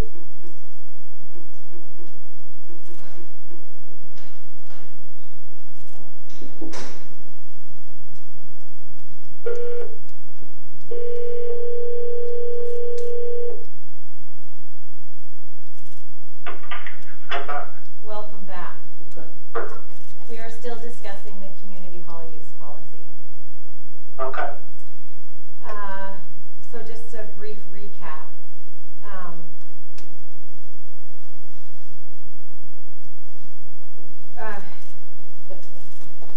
Just a brief recap. I think we've kind of reached a point where there are some differences of opinion regarding whether there should be a wedding planner or not. And there's general agreement that we can move the discussion or distinction of residents and allow a break in use that way in the fee structure. And there's general agreement that weddings should be able to be booked at least 6 months in advance. I have made the suggestion that we forge ahead and make the adjustments that we're comfortable with. The alternative is we send it back to the staff. But we also could bat this around forever, and I think we need to just get down to the kind of nugget of what the sort of higher level use questions are and what we're trying to drive at, and let our staff work out the details. Okay. Councillor Thurgood. I don't think with the change that we're proposing that we're going to have a big rush on weddings at the community hall. And I'm fairly confident that with regard to the wedding planner issue, that it would, if a wedding planner were involved, they'd be normally from out of town.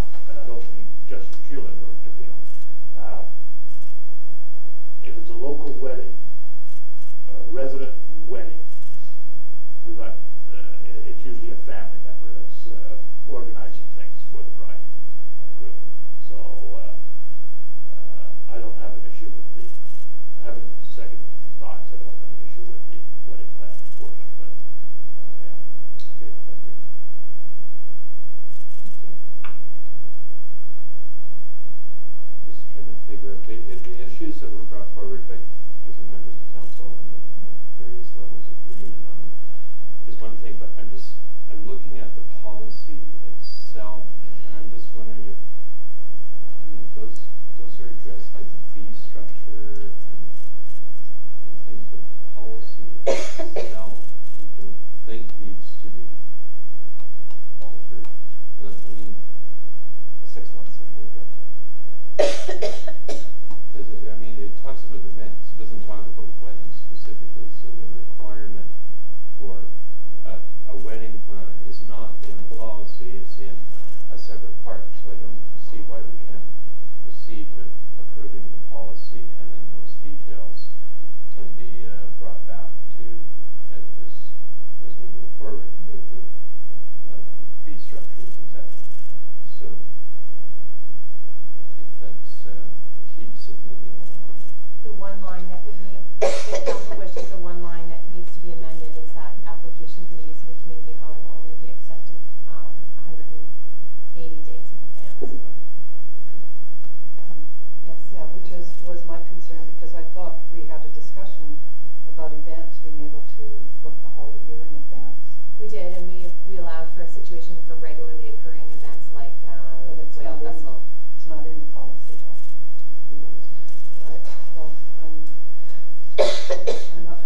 I read it, I can't see it, so, because I see will only be accepted 90 days, but there's no place where it talks about events or any exception to that. So my concern with adopting the policy is that we haven't kind of addressed those recurring uses. We did though in a past meeting. Yeah, but it's not in the policy. Yeah, I know, I see your point. I'm just taking a look through it.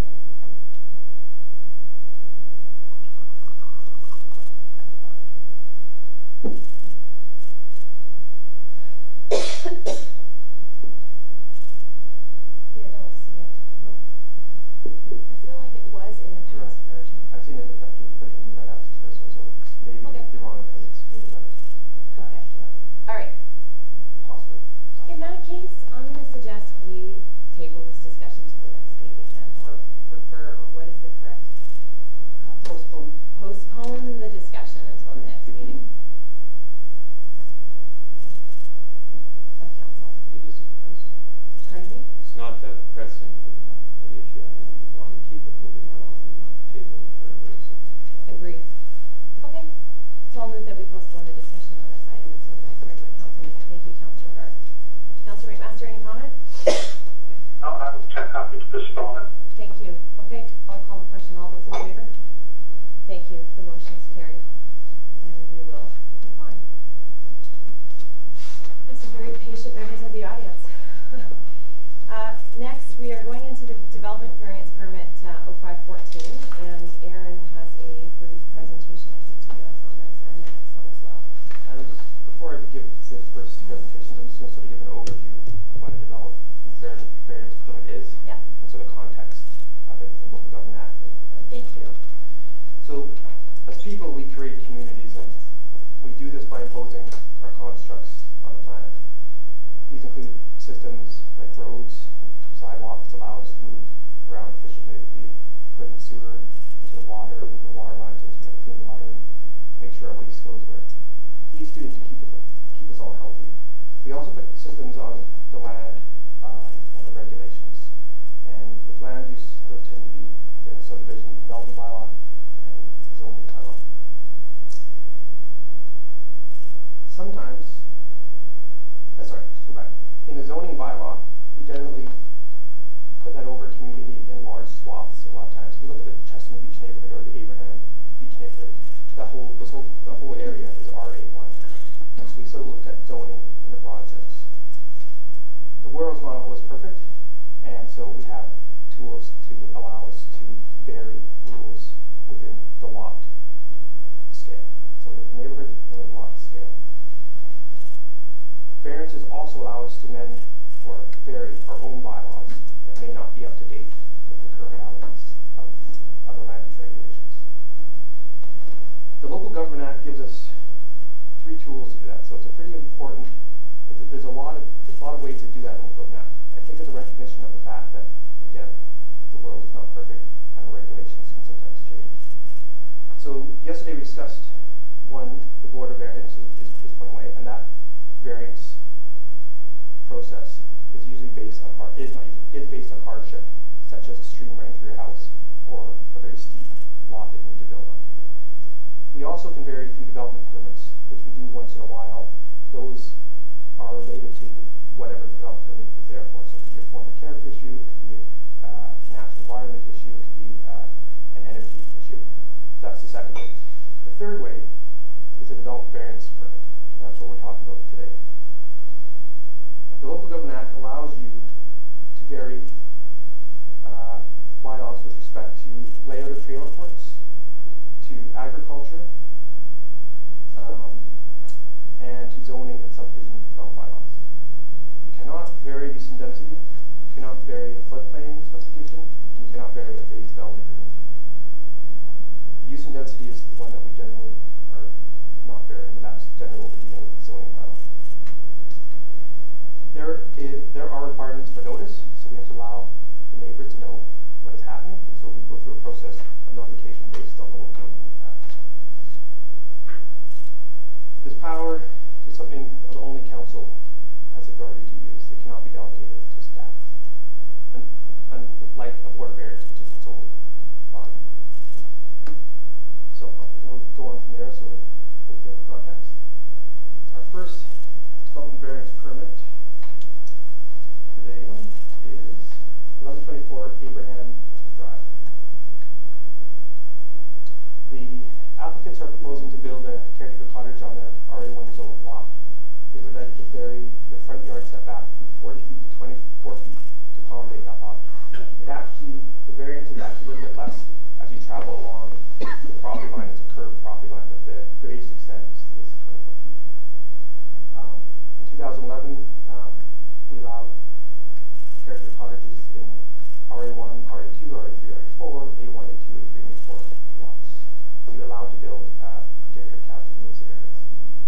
The existing dwelling was built in 1994 prior to that regulation coming into effect, obviously, in 2011.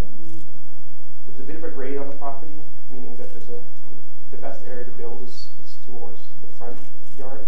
The house is built up next to a knoll. We talked a little bit with the applicant about border variance because of that, but it's just more of a sighting issue. It does flat, but it is flatter near the front. The applicants have proposed to remove as little vegetation as possible, both for their own privacy and for the privacy of their neighbors. The proposed location of the cabin is not visible from either neighbor. It shouldn't be visible from either neighbor directly or from across the street. So this is the lot in question. This is the house now that currently exists. This is a bit of a patio. This is the proposed house.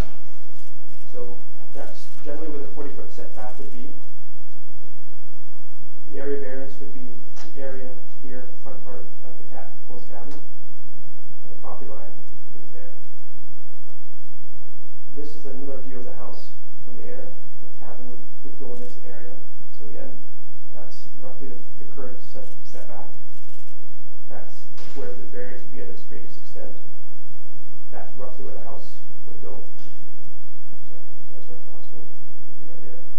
And so you can sort of see the road edge is actually this far back. So the property line is here. So there's a little bit more vegetation along. And I'm recommending that the council not do it. Great. Thank you very much. Any questions for Erin? Yes, Councillor. Yeah, thank you. I have a recollection that when we adopted that bylaw about allowing caretaker cottages, that the minimum lot size had to be half an acre. So that's why I proposed in the amendment, and council came back and said all RA1 zones, not just the ones that are half acre, so it's all RA1 zones. I must have missed that one because, yeah, it's always been, because I looked at the bylaws and so, okay, and then, you know, I'm sure it's fine, and in terms of the cottage and the siding and so forth and the area it's in, but also thinking of some of the rationale rationale around the caretaker cottage. At the time, the idea was that there were a number of vacation rentals that were operating, and they were operating outside of what was permitted. And so then came the requirement that there be at least a resident on site who had some form of responsibility for this, that there had to be either a secondary suite or a caretaker cottage. And a number of these vacation rentals were operating in areas in these zones. So the idea went forward, and it was a great solution. It was very creative thinking on the part of the planning department, and you know, I think there was generally a sense that we have this taken care of. But I don't think what we anticipated was the idea that we'd actually be furthering, you know, creating more vacation rentals. We were trying to address an existing problem and not create a landscape where, you know, anybody can run their house as a vacation rental, and I'm not, there's nothing that indicates that that's what's happening here, but, you know, I'm just concerned that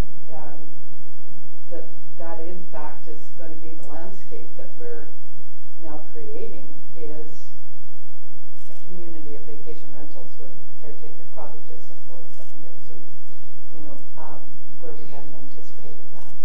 And is that where we want to go, and is that tied to moving forward with this application, or are there, you know, restrictions on these that come that, you know, that kind of granting of that privilege of encroachment?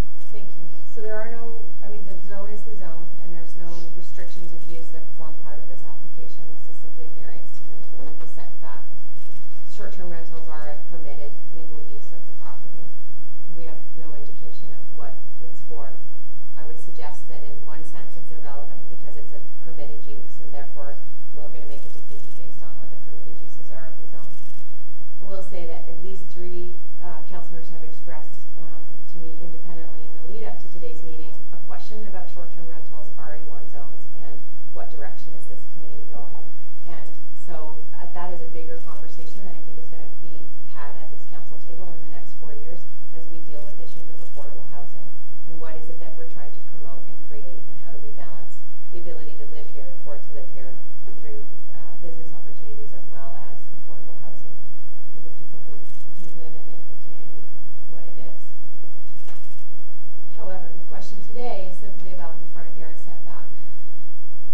Councillor Thicke. Yeah, I appreciate your comments. I think they're well spoken. And for me, I'm not going to speak in favor of this particular request, and I have 3 bases for this decision. One is the size of the variance that's being requested. I calculated it was about a 45% difference. We're not being asked to grant just a couple of feet. We're being asked to go from 40 feet to 24 feet. And in the discussion, and I quote, to be developed, quote, in accordance with the principal building setbacks that apply in the zone covering the lot. So as I understand it, a caretaker cottage is permitted in 0.4 RA1 and on a 0.4 acre lot in RA1 zoning within these constraints. That's what I'm reading on the note today. So number 1, it's the size of the variance that we're being asked to permit. Number 2 is, knowing the history of this neighborhood, I think that it compromises the integrity and the character. And that's a larger discussion. And number 3, and most importantly to me, is that I find myself in a very awkward position here. And mostly, I had to think about this quite a lot. And I think it's because we as a council are being asked to vary a bylaw based on there's no criteria. So we are being asked to vary a bylaw, which is fairly significant, on the opinions of 7 people on December the 9th. So today, in other words, the only thing I have to go on says, which is in accordance with the building setback. So yes, a caretaker cottage is allowed, and it must be in accordance with this setback. So I asked myself the question, would it be possible then for the owners of this lot to have additional suites, either for the purpose of in-law, vacation, whatever it is? I would say yes, but under a different circumstance. So there is ability on the lot, I would say, to add an additional suite to one side or the other of the existing building. So those are the three main reasons that I, on this particular instance, would not be. Okay, thank you very much. Just one point of clarification. Yes. The variance is just for the space. So the front setback would still be 40 feet anywhere else. It would just be for the middle piece. Yeah, that's what the variance is. Understood. Thank you. Councillor McMaster? Well, you know my feelings. I'm concerned about vacation rentals on this particular case. We don't know what the plan is.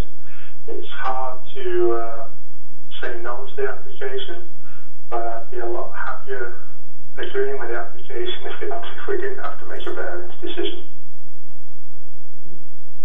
So I'll probably not get no. Okay, thank you very much. Looking over here, any comments from here? Yes, Councillor Anderson? I'm in support of the variance.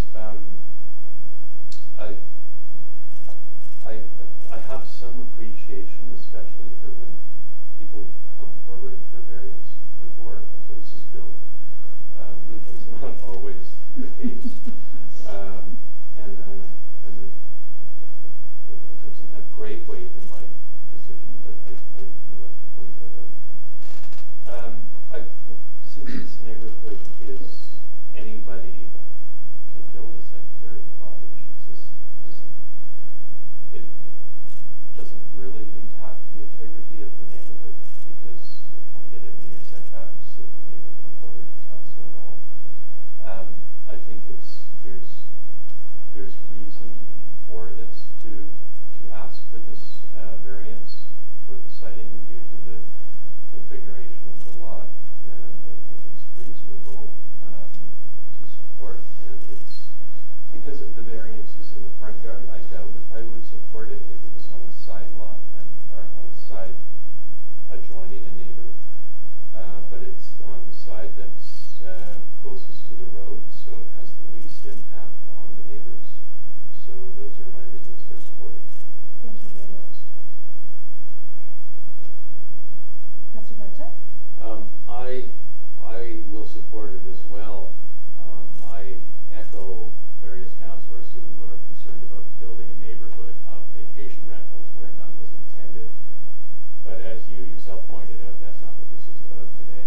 I don't think this will, because it's buried in the trees, and because of the lot restrictions, I don't think it will have a big effect on the neighborhood. So I see no reason not to accept staff's recommendation and support. Can I just make a couple clarifications? Yes, please. This house here has a variance permitted cabin. There's at least one other cabin in the neighborhood, and many of the houses in the neighborhood have suites, multiple suites with vacation rentals. And so the character of the neighborhood, and this is not to speak to whether this is a vacation rental or not, it's just the idea that this is out there. And then like what Councillor Anderson said, is that somebody else could build one tomorrow. So I just think of that as a setback issue. Okay. Anybody else make a motion? Still have a question. Okay. So when an application goes in for building a caretaker cottage, have you any way of knowing for certain that there aren't secondary suites already on the premises? Is that Part of our process? So what would happen if somebody, this is a variance for them.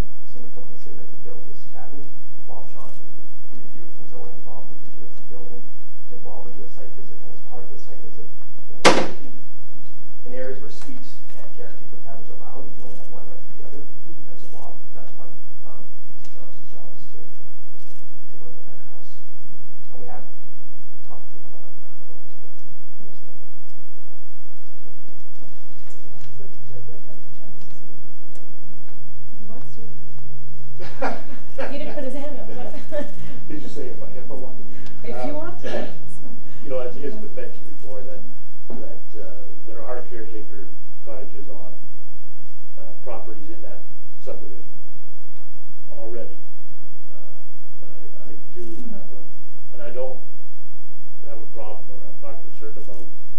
usage, and nor should we.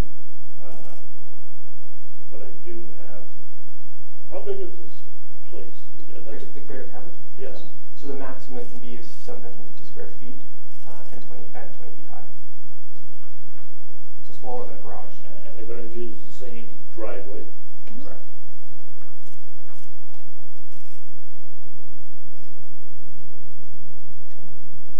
Okay, so I entertain a motion. Just one other. Yeah, do you have another question? Certainly.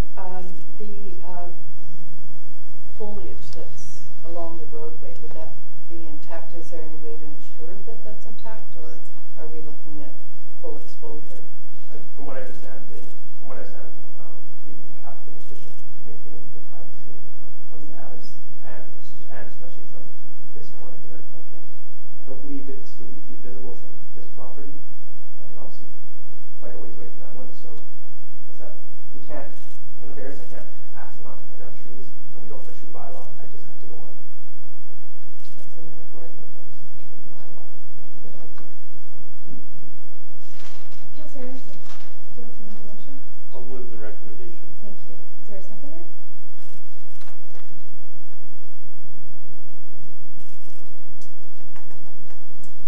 Is there a seconder?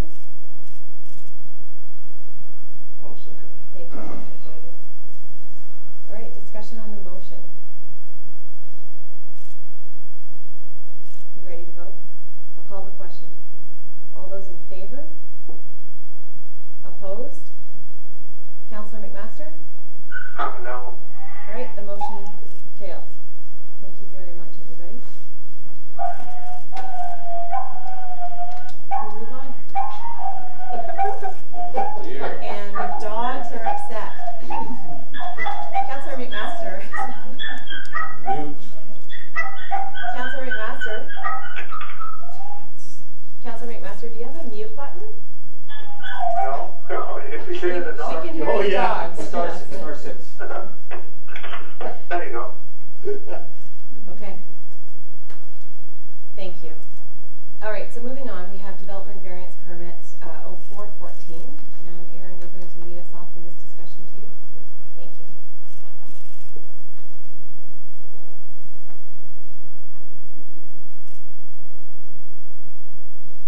Okay, a development variance permit for 1301 Lynn Road. The applicants are asking for a variance to the side yard setback 15 feet to 13 feet. The variance will be for the area immediately adjacent to the existing building, again built in 1996. No development is proposed as part of this application. One thing to remember is that surveys were quite rare prior to 2009, so a lot of houses were built in places that are close to being on setback, but not quite in. Again, a bit of a graphic representation. That's the 15-foot setback. You can see the area of the setback here. You can see the area of the variance proposed in yellow, and the property line which abuts one of our district accesses to the beach. The red line was the district property line? Yes, so the property line here, and then a lane here, and then another property here. So you see it here, there's a lane. And the house. You can see some setback challenges here. Right. Okay, thank you very much. Any questions for Aaron about this? Councillor Blanchett. Is this connected with any present or future building plans? Not that I'm aware of. The variance would be for, again, this area right here. Yes. And so if you were to build onto this house, you'd have to respect the regular setback lines. It wouldn't allow you to build them. So this is it's actually bearing this piece, but you have to raise a setback to do that. Thank you. Councillor Thicke and then third. Can I ask you a question? So the purpose of this variance request is a retroactive setting straight. I'm trying to understand the nature of the request. I understand that it is not within the limits, but I'm wondering why this is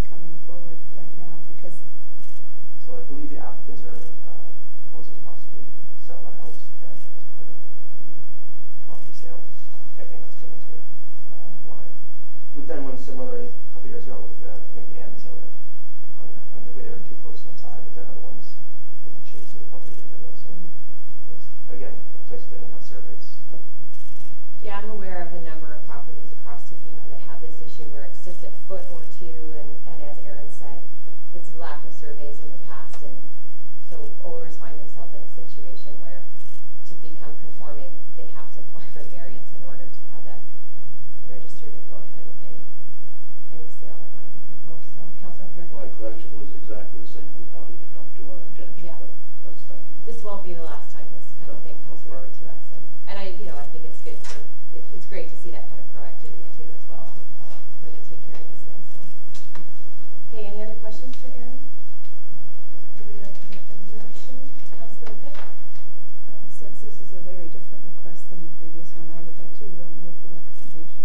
Okay, Councillor Thicke moves the recommendation, seconded by Councillor Anderson. Any final discussion? Councillor McMaster, any final discussion from you? No, I'm in favour of this.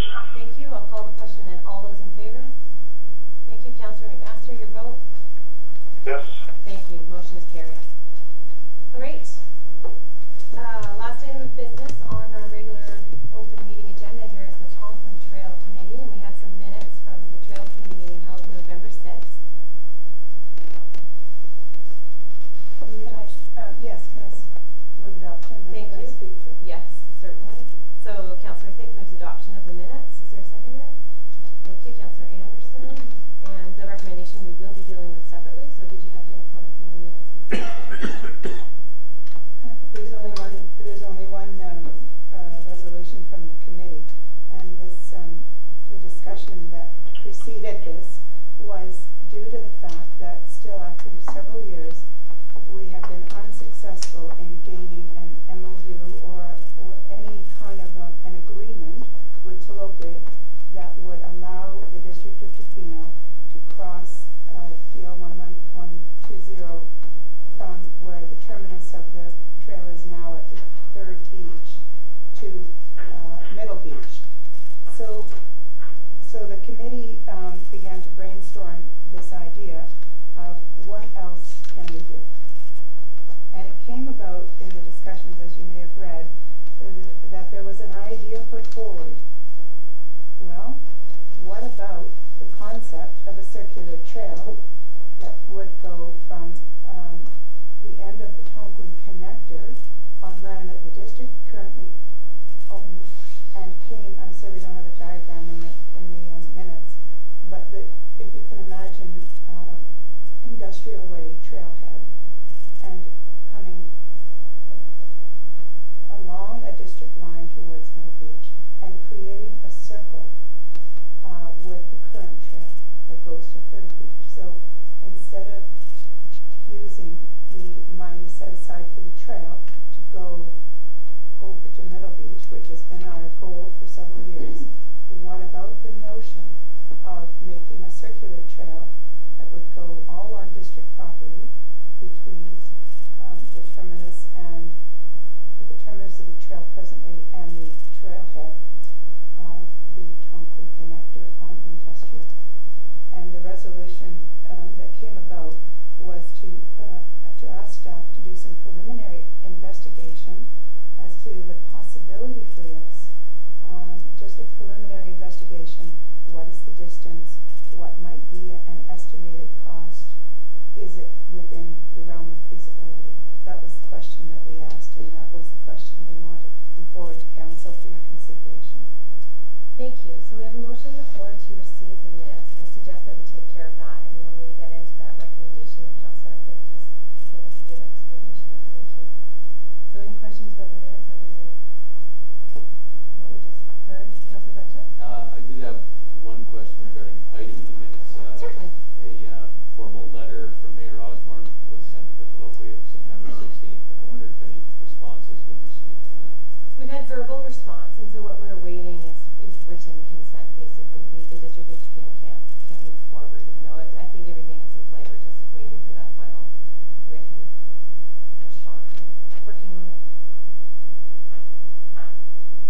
So there's sort of two things in play to answer your question, if I may, and that is that we are still working on this idea, which has been always the goal for 4 or 5 years. But at the same time, we're wondering whether we can bring into consideration this. And if it's not too much money, would it even be possible to consider both?